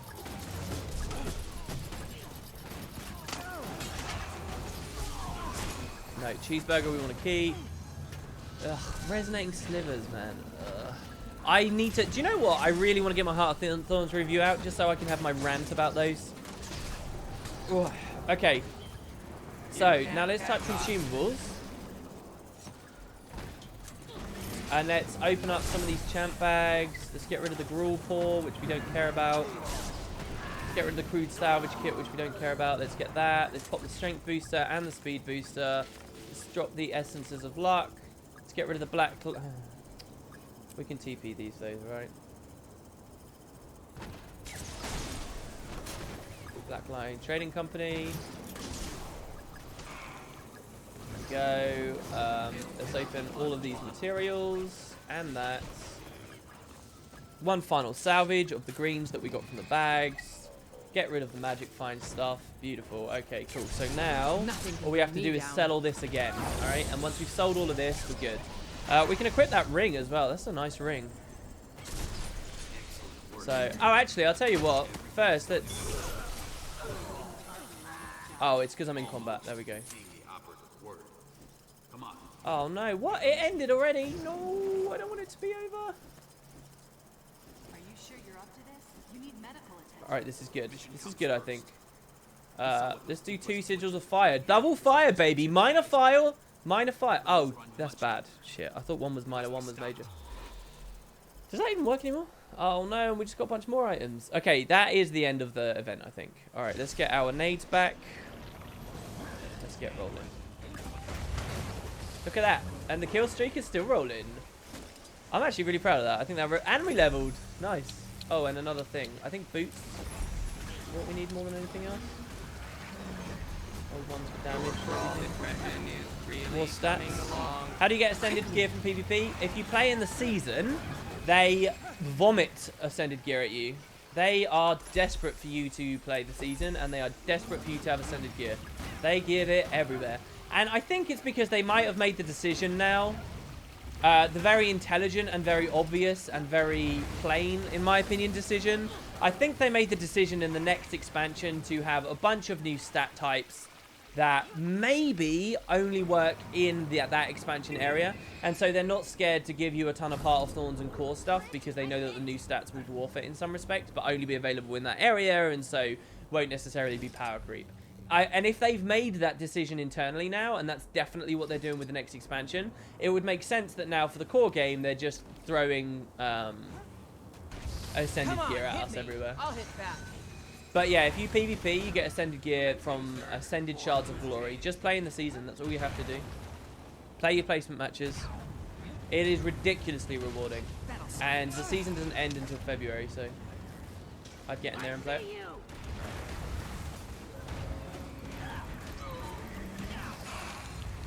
Those time warp nades though.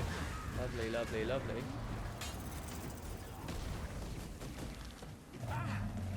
Maybe that's just wishful thinking from me as well, by the way, so it's totally possible. What else can I do that would speed me up? I had Elixir S all this time, but that's kind of crappy. Let's run Flamethrower, since we were talking about Flamethrower. Flamethrower is pretty good for tagging. Look at how it's so low, though. This deserves to be much stronger. I love the trait interaction with this as well. Get back, bitches. I don't know. I'd like to say run Flamethrower for funsies, but let's be real for a second. It's not fun because it's so low power. Oh, this sucks. More script, please. Where? I need script. Can I get heart progress from this? No. Oh, we're slowing down majorly here because we're stopped for a heart. We've been lured into the heart. We've been lured into the promise of a tiny bit of experience. Ah, there's one. I think that's the last script we need as well. Stop the script from stealing turret parts. There we go, heart done, good. Alright, let's move north. We're now level 51 and we're only fighting level 46 stuff. So we can, of course, get a lot more loot from elsewhere. 3, 4 drakes, this is good if we get all of these dead. Get a good tag, blind them.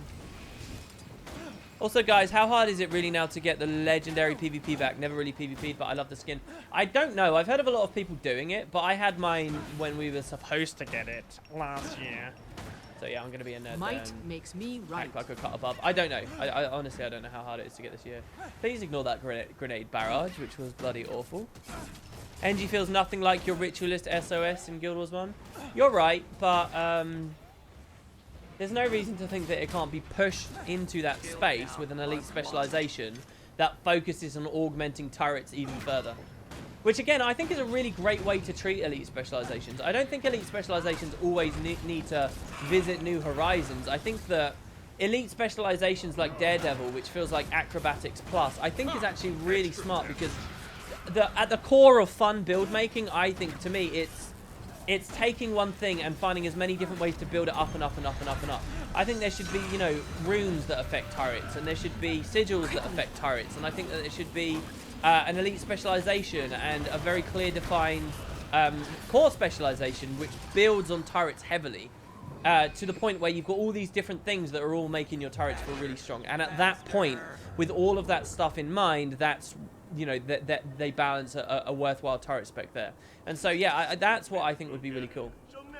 So, for example, like an elite specialization that has a Grandmaster turrets trait that allows you to reposition all your turrets to your location, very similar to how Summon Spirits used to work. and an elite specialization that, well, I mean, supply crate is almost like Signet of Spirits in a way. Or maybe you can choose that, or you can choose a different one that, like, has them always turbocharged. Or turbocharges your turbocharged skills or something. That, to me, is fun, flavorful build making. That's what I'm looking for in build making. Whether you agree with the idea of turrets having a place in metas for PvP and having metas in raiding and stuff, that's all a different discussion, but... I think that works. I think that, so let's look at another class, shall we?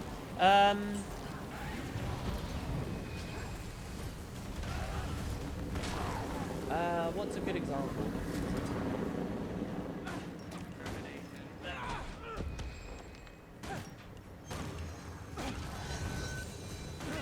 I'm struggling just picking a class of something to go with. It's not because I lack the... I'm not going to go for that because that guy's really hard to beat. He's a new thing. I don't want to use this example because it sounds kind of crappy. But like a Fire Plus elite specialization for Ellie, right? Where it's like you are a Molten Mage or a Volcano. I like stuff like that. Or like I'll hit back. A Curses Plus. So like if the next Necromancer elite specialization is like a Dust Cloak, Ebon Dust Aura, Heavy Bleed, Condi Attrition, Sandstorm style Necro, right? Which I think is a fucking delicious flavor, but mechanically it's like building more on the whole bleed stuff. So it feels like, you know, it feels like a Curses Plus. I think that works. I think that's nice. What time am I streaming till? 10 o'clock my time. So we've got 40 minutes left of the stream. But we will be ending at 10 on the dot today. And I really do like that Ebon Dust Aura. If you guys don't know what I'm talking about, here, I'll go to Guild Wars 1 wiki. You know how we have auras in Guild Wars 2? And Guardian mostly auras are Elementalist based, but say Guardian has an aura. And Mesmer kind of has an aura, and they just need to change the name of it and make it interact with some different traits. It's basically an aura. That's been the Chaos Armor. But there was there was an elite skill in Guild Wars 1 called Ebon Dust Aura.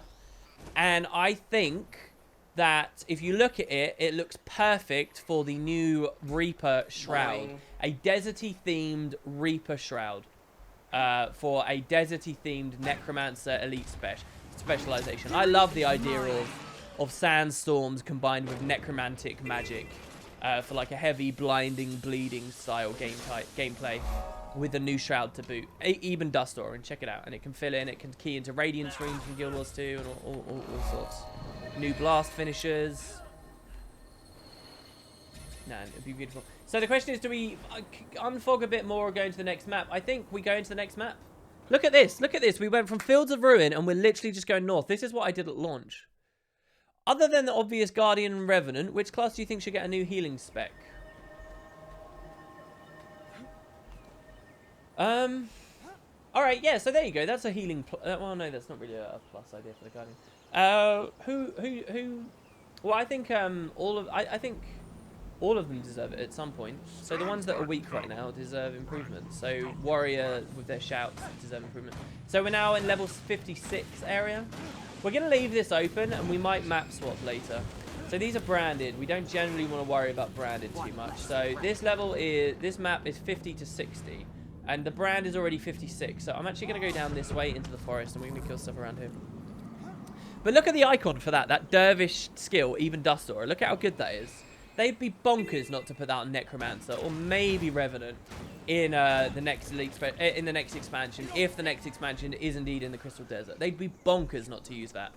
Even Dust Aura, look at that shit. It's beautiful, isn't it? Can't you imagine that being the Necromancer new shroud?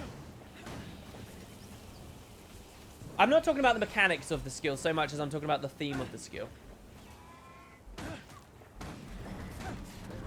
Wasn't it blind with each attack? I remember playing Spear Dervish in PvP. It was quite OP, having the entire enemy team blind. I don't really remember. I never played any builds that used it. The fury is mine. You make same challenge, 38 hour on starter account. Oh, it took you 38 hours to finish, did it? I think we're probably about 9 hours in right now. And we're only halfway through the leveling process. Sorry. When do I think it will be released? Maybe this summer, maybe next winter. Ideally, not this summer coming, but the one after is when I want it. But I'll pick one of those 3 windows. One of those, I think it will be. I mean, this summer sounds wild to me, but I'll leave myself open to it.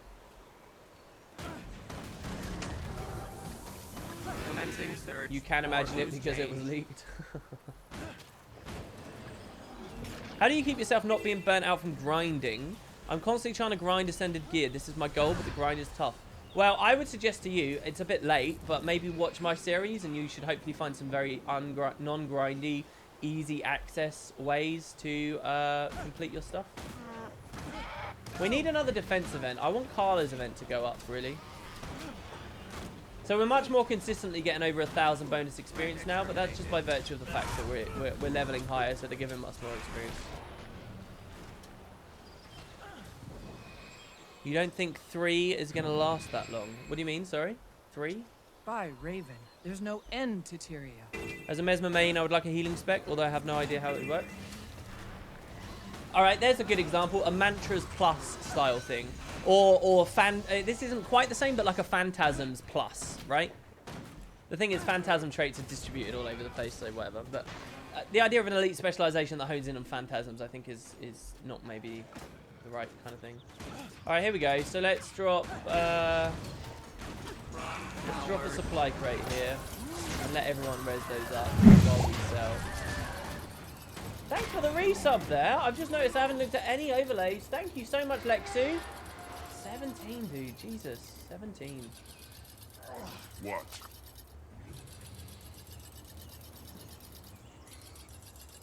Look at that leather. Good cash. Good cash. Good cash. Good cash.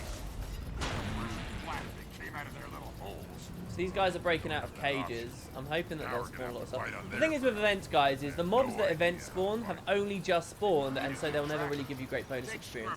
They're only good if you have a crazy amount of mobs, which takes Zergling gameplay, and that isn't so easy to do. So generally events are fairly ignorable. They're a bit like hearts.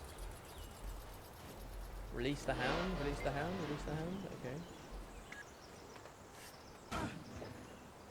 BDO is not what you wanted Guild Wars 2 to be? Yeah, BDO is not what Guild Wars 2 should be. BDO is an absolutely different game.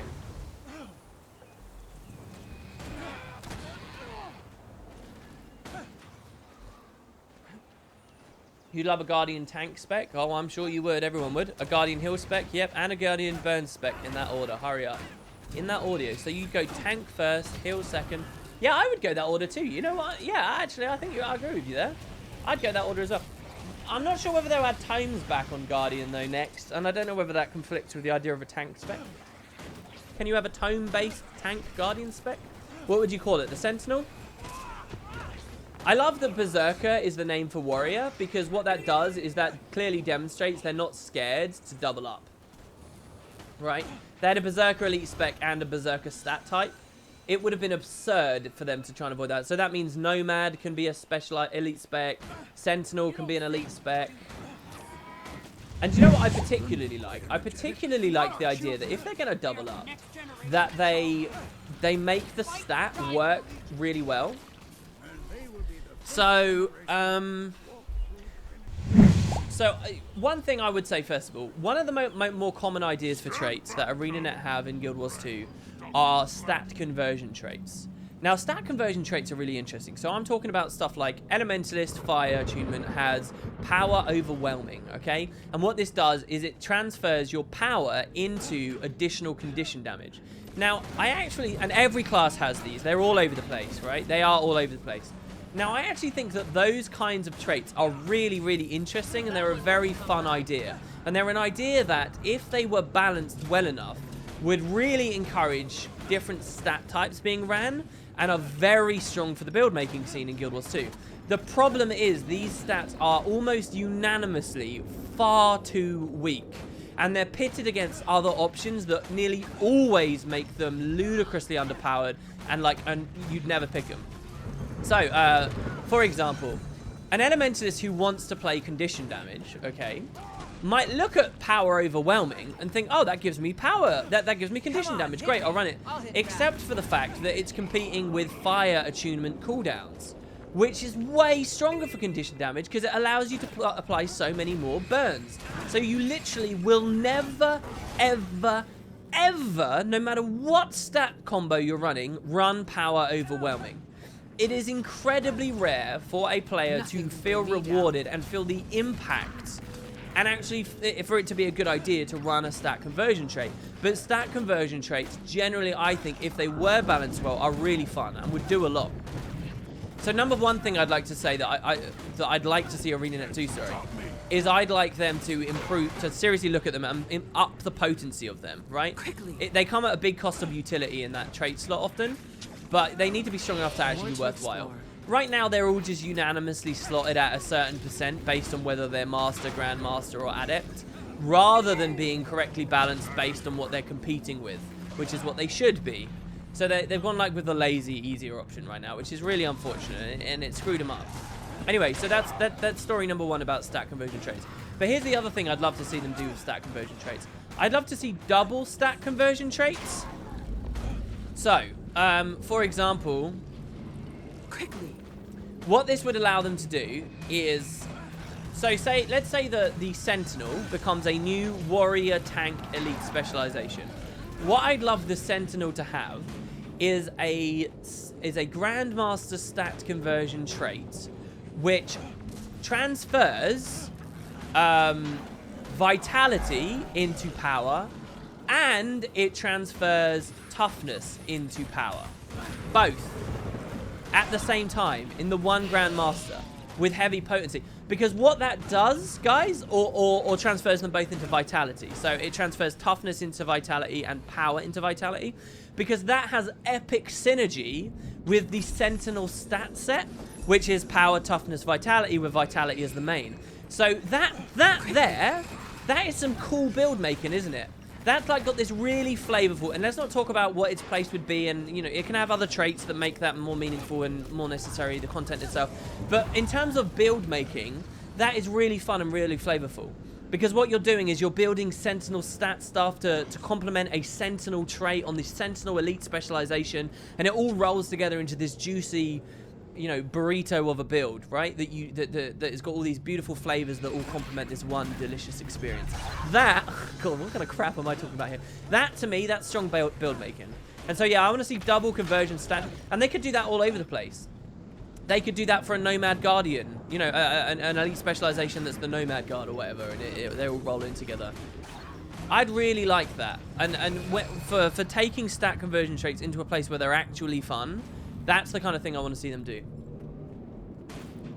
So you have a stat conversion trait that for the Sentinel Elite specialization that clearly references the Sentinel's stats gear type.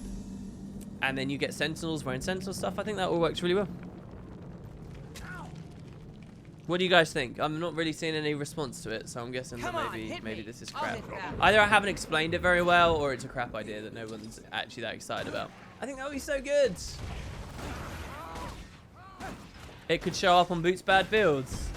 Right, but imagine, you know, and then imagine maybe that one of the minors for the Sentinel is, I don't know. I don't know. I actually don't know. They'd have to add a lot more mechanics around and stuff to make that a better tanking experience. They've got to sort some other stuff out.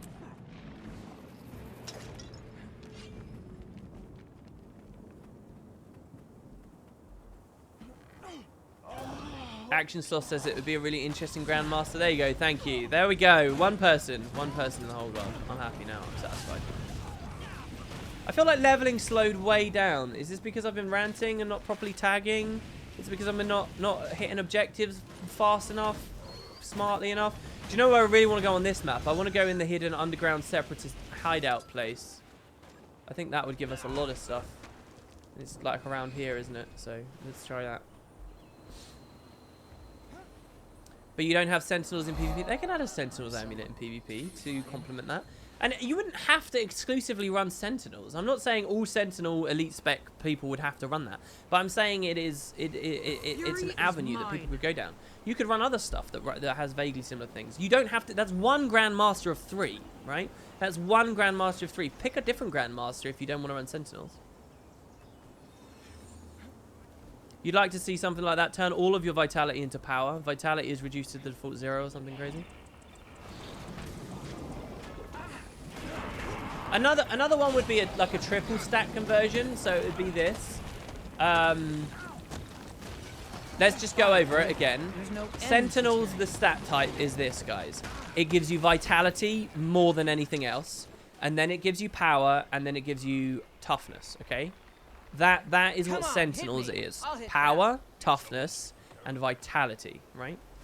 So what if the Sentinel Elite Specialization had a Grandmaster which converted power, toughness, and vitality into precision? All at once, at a rate of 10% for each stat or something. Maybe that works even better. Do you get what I mean? So now the power feels like it's worth something because you've got precision to boot. And it's like you've got a 4 stat set, but it's actually just 3.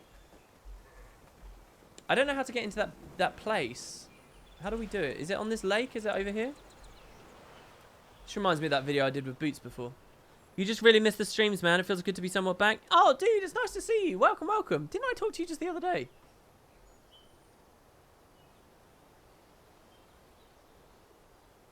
Is the name for the next Living World episode confirmed? No? What do you mean confirmed? Have you got a theoretical one? Here we go. This is the entrance. Let's tag some stuff underwater as well. Oh, no. My kill streak's over. I fucked this up badly. I'm not even sure people are around.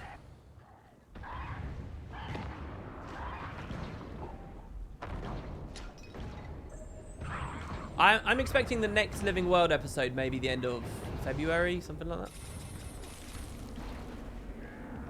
You want to see a Torment Guardian Elite spec? I don't think Torment should ever be on that. Wow, no, Elite Specializations can break boundaries. Why Torment, though? I don't understand why you'd want Torment. That's Rev, isn't it? Burning and Torment. With a bit of poison in there.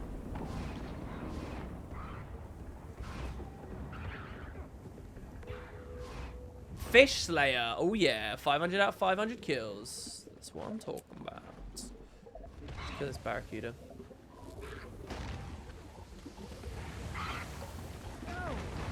What do you guys think about a Corruption Grandmaster? No, not a Corruption Grandmaster. No. Okay, so here's an idea of something plus. Malix plus, all right? A Revenant Elite Specialization that has a Grandmaster, okay? Another place to which... the Revenant Grandmaster, this new Elite Specialization Grandmaster is Torment deals its bonus damage even while the foe is stationary. What do you guys think about that? Because then you've got synergy between Malix and the Elite Spec for a finally viable and appropriate Malix thing that is true to the idea of Torment. And that's very PvP oriented, of course. PvE oriented, of course. Or do you feel like that takes away the idea of what Torment's supposed to be? Or in which case I'd concede that point, but is then it still not okay because a lot of other classes still have Torment in its purest of form? What do you think about that? So tired.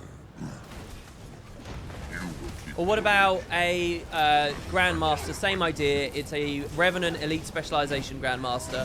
And it's this. It's Torment deals 50% more damage. Torment deals a further 50% damage to foes while moving. So it's like you're getting... So it's buffed the crap out of Torment, sort of. But the component of Torment does more damage while moving is still a factor. Do you get what I mean? Even though you're taking the Grandmaster. And of course the potency can be lowered in PvP. Let's live in a world, guys, where they're split balancing. Those percentiles can be much lower in PvP, of course. It doesn't have to be absurdly strong there.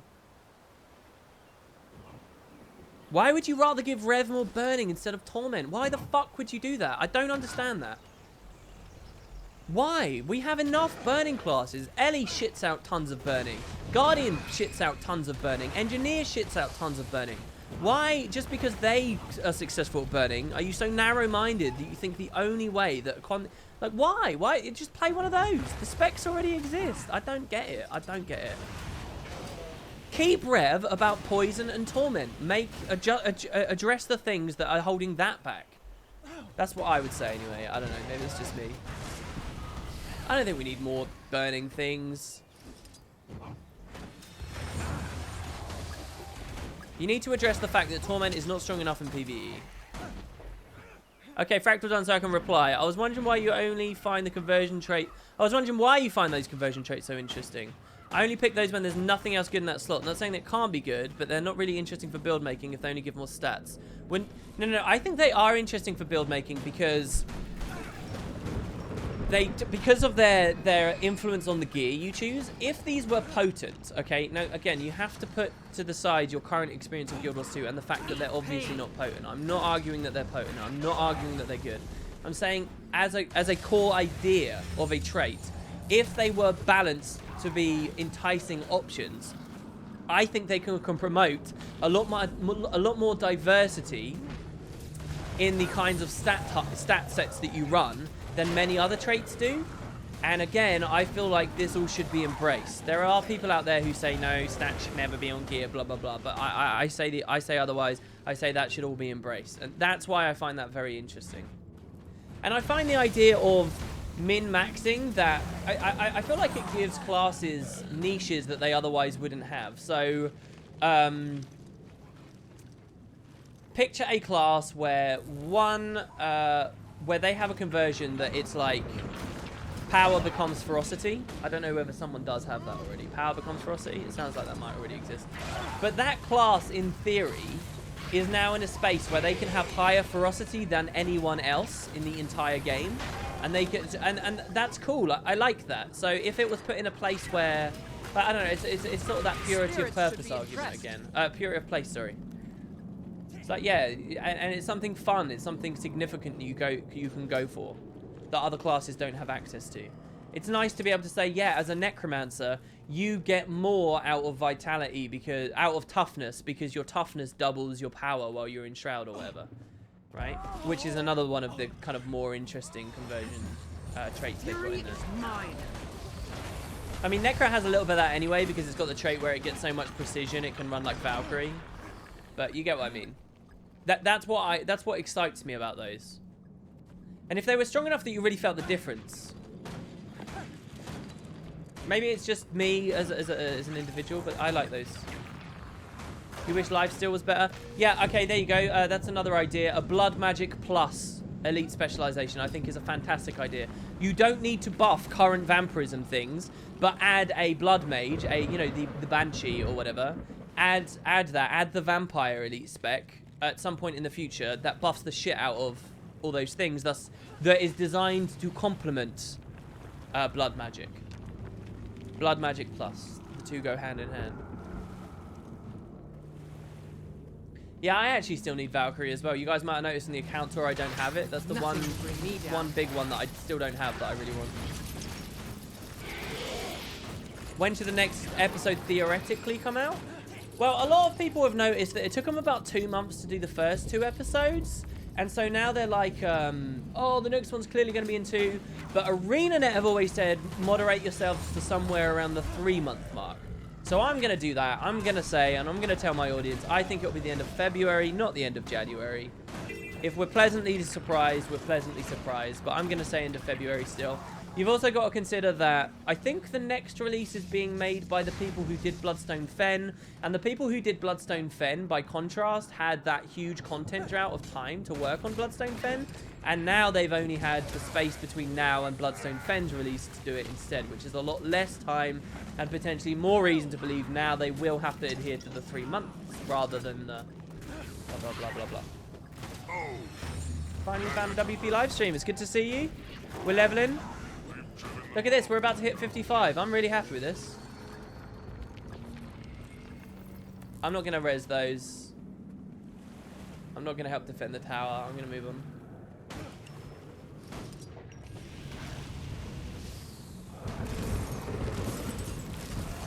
Elite, Order of the Vampire. Allies get healed for 5% of all damage they do while the order is active.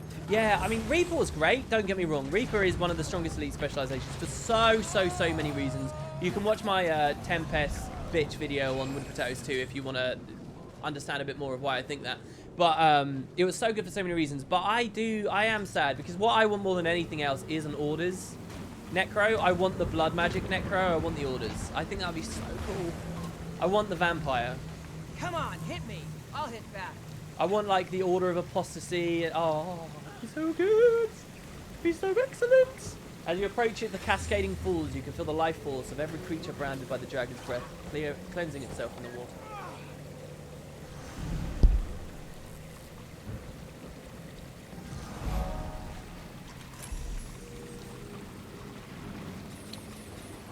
Can I just, by show of hands, without me explaining the logic behind it, can I just get, by show of hands, instantly, off the bat, can you type 1 if you think it's a good idea for the future elite specializations to not be available in Heart of Thorns maps? You can run it in core content, and you can run it in the new maps, and the new raids, and the new living world that comes out after the next expansion.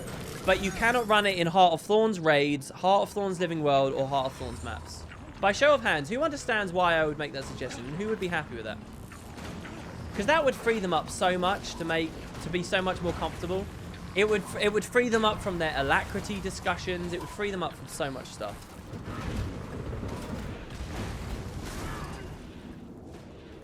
Like, would you refuse to buy the next expansion if it meant you couldn't play the Forsaken Thicket on the new elite spec?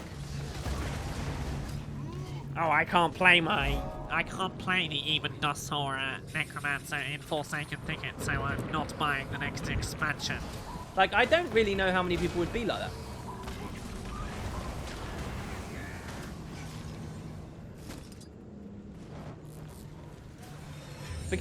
Because let me think of it this way. Let me. I'm gonna give you 2 worlds. All right. I'm gonna give you 2 worlds. In both of these worlds, okay. Understand this. ArenaNet are not good at balancing the game. All right. This is all the hypothetical. That's not a statement I'm making about it in general. But just understand. I'm gonna give you scenario A and I'm gonna give you scenario B. And in both scenario A and B, they have trashy balance devs, awful balance devs, right? Really bad. Okay. So understand that. That's true for both scenario A. Scenario A. A new expansion comes out, and you play Necromancer main, and guess what? There's an Orders Necromancer. It's the Vampire. And it's got a ton of stuff that makes your entire team lifesteal super hard, and it's really big healy. It's really supporty. It's got great support. It can heal people up. It heals people up, and it increases everyone's damage by a lot because of this stuff. Okay? So it's a really cool, and you're really excited. Basically, it's a new support spec, and you really want to. That is its role. It heals people and it increases the damage of the team. So you really want to play that in the new raid that just came out. You want to play that in any of the raids that are out, even some of the old ones. So you're at the gates of the new raid. You're on your Necromancer, and you load in, and you're trying to get an LFG. And you're saying, oh, yeah, I'm playing the Apostasy Necromancer. Let me play Apostasy. And you try and join a team, and the guy says, do you have an ult? And you say, no, what? No, I want to play this. He says, yeah, but we don't need you. And you say, what do you mean? He says, well, we've already got a Druid, mate. He heals better than you, and he increases our damage more than you. That's all you provide, and he's usurping you on that. So, you got an ult, and you say, oh, no, I really want to play this class. And then you get kicked. Boom, you're out. And all of a sudden, the Apostasy Necromancer can't play because Druid exists, and Druid can still do it. That's scenario 1. Scenario 2, ArenaNet have made it so that the Druid doesn't experience... Druid is for Heart of Thorns maps, and Druid is for Heart of Thorns raids, and Druid is for Heart of Thorns Living World maps. That's what Druid's for. So scenario 2, you join the party, and you say, I want to play the Apostasy Necromancer. And they say, fuck yeah, we need that. You're damn right. Come on in. That space is available to you. So that's the logic. That's what I'm getting at. That's the logic. It frees them up in a lot of places. Think about like how weird and tricky Alacrity is going to be to usurp, and the Chronomancer is going to be to usurp, and things like that. It stops Chrono infringing on the new elite specs in the new places. It stops the new specs infringing on Chrono if they've power creeped. That's the thing. And depending on how pessimistic you are about the balance team able to walk that very thin, horrible tightrope, it creates safe space, right, for the new specs to actually be used. And it creates safe space for the old specs to continue have a place. Chronomancer will forever have a place in Heart of Thorns content. Forever. It will never be power creeped. Druid will never be usurped because it will always have a safe place in the Heart of Thorns maps. And so on. In a lot of ways, it preserves the health of the game. And it allows them so much more freedom with their future elite specializations. Come on, hit but the me. thing is, I'll I hit think back. if you... people will... Which is why I asked for a show of hands, because I think a lot of people won't appreciate what it's bought them. You don't need to make it better to make it appealing. You just need to make it equally appealing to make it viable. No, but the thing is, if there's one thing that I've learned about Guild Wars, and if there's one thing I've learned about online communities, it's that we're really stupid. There is nothing that says you cannot clear raids on a Revenant anymore, or a Herald anymore. Yet the amount of groups that refuse to do it, the incessant desire to run Mirror Comp, is so off the walls insane. It's like, I have zero faith in the community to let both Druids and the Apostasy Necromancers sit side by side. I have zero faith that the community will allow... wherever, in any situation that will appear. I have zero faith the community will do it. Zero. Because they're all just going to hone in on the one. And they're going to kick everything else to the wayside. And it's not going to promote. It's going to leave forever that very narrow window. I have zero faith. It is tough to find a group that will let me play it. You're right, like, it's ridiculous. Come on. Taking a rev is not going to cause you to fail a raid. Being bad at the raid is going to cause you to fail a raid. But people won't take it, right? I have zero faith the community will ever be in a mature or appreciable enough understanding that they'll do something like that. Ever. And it's important to think about. Look at the Ventari Rev. Have you ever seen one in a dungeon, fractal, or raid? No, but I guarantee you can clear that content and reasonably well if people have got their wits about them doing that. Because people always want to take the easiest way out, which is fair, and I understand that. But if the easiest way out is only ever one class, that means that these overlaps are going to happen, guys. It's 9 elite specializations every expansion. 9! If you actually have the confidence that the balance team can accomplish that on the next expansion, I'd already call you crazy. If you're going to think they can accomplish that, the expansion after that, and the 9 after that, and the 9 after that, you are insane. There is no way they will accomplish it. So what about it? What about making Druid a Heart of Thorns thing for Heart of Thorns content only, and Chrono a Heart of... And, you know, and core content as well. Let me be clear. Core content as well. You will be able to run all of them in core content. You'll be able to play all of them leveling and wherever you want in the core content. But when it comes to expansion associated places, yeah. And then what do you think about for PvP? Do they rotate in PvP as well? Does Druid get locked off in PvP? I don't know whether I agree that that has to happen after the next expansion comes out. But you get what I mean. You could end up having different formats, of course. You could have the Heart of Thorns format, PvP. The thing is, we don't have the community size to support that, but if we did, that would be wonderful. That would be genius. You caught it live. Congratulations. Congratulations. Well, guys, we've got about 5 minutes till the end of the stream. We are level 57. If we can get 3 levels in 5 minutes, we would have gone 20 levels in one stream. How mental is that? Or 18 levels in one stream. You will need to at least ensure build templates are in place before making such a change. I agree. I agree completely. And I think build templates could be built to accommodate for such a thing. Because it can be a brainless automatic hot swap. You know how your build automatically swaps when you walk into World versus World? Well, your elite specialization can automatically swap when you swap through different regions as well. That totally works. That can totally happen. You would probably stop playing if that was the case. For example, you love Reaper. And if I went into a raid saying I wanted to play Condi Reaper and I couldn't because it was a new expansion, it would suck. But you understand, do you realize, please, please, please, please, please, you need to stop for a second. You need to stop. Ezzy's 525. I understand what you're saying, but do you not realize that if a new Tempest Elite specialization comes out in the next expansion that is better at doing ranged Condi damage than you will have that situation anyway. You don't realize that, except you're going to go into the new expansion. They're going to tell you, no, you can't play Reaper anymore because the new Elite spec's out and it's better at it than you. And you're going to be like, fuck, I can't play Reaper in the new expansion. That sucks. And then you're going to go to Verdant Brink. All right, sorry, you're going to go to the Forsaken Thicket. And you're going to say, hey, can I play my Reaper here either? And they're going to say no, because the new Elite spec has come out and it's replaced you there as well. You realize that that's going to happen. You're saying to me you're going to quit the game because you can't play Reaper anymore. That's what my suggestion at least means you can play Reaper in all the Heart of Thorns stuff and the Heart of Thorns raids and the Heart of Thorns forevermore. Don't you understand that what I'm saying actually helps you? It actually enables you to play it in more places. Do you see that? Remember, in Scenario A and Scenario B, we are making a default assumption that the balanced devs are trash and that they cannot hit that tightrope. They don't even have to be trash to be able to hit the tightrope. It's a tall ask you're asking. So do you see now the logic behind it?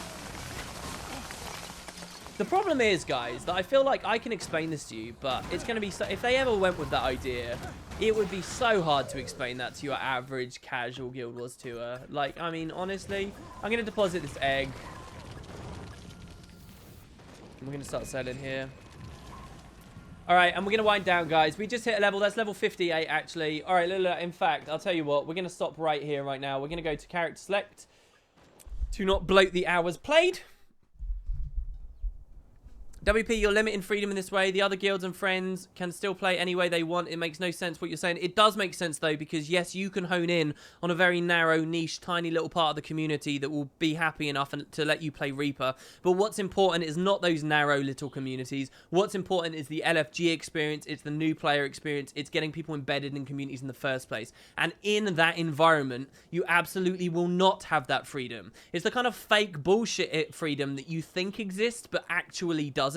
Just like how Guild Wars 1 had thousands of skills and thousands of potential builds, and yet only a very slim selection of them were ever used, and those smart enough to recognize that fact went on to make a game called Guild Wars 2, where they had a more arcadey loadout style of skills, where there is a lot more variety, even though on paper it looks like there's less because the maths doesn't work so well. You think that there's a higher freedom, but there is not. Maybe for small groups where you're already embedded in a community, yes, there would be. Maybe those people would say, no, you feel free to keep playing Druid, even though it's been outclassed by a new thing. Maybe there are those people around. I could fully accept that. But those people will have fun anyway, and they've had their experience, they've got in there. Those groups will not have a chance to form in the first place. What's important is the people's progression into that environment, and that is LFG, and that is inane bullshit stupidity where a small nerf of, what was it, 17% to a Revenant single Revenant skill can kill it in the meta. All right, I have no faith that the community will be able to embrace that freedom. Dark Hail says, I think you're very wrong in this, to be honest, but provides no reasoning. But anyway, there you go. It's a discussion. I'm not even saying I know whether I'm right on it, but I think there is something there.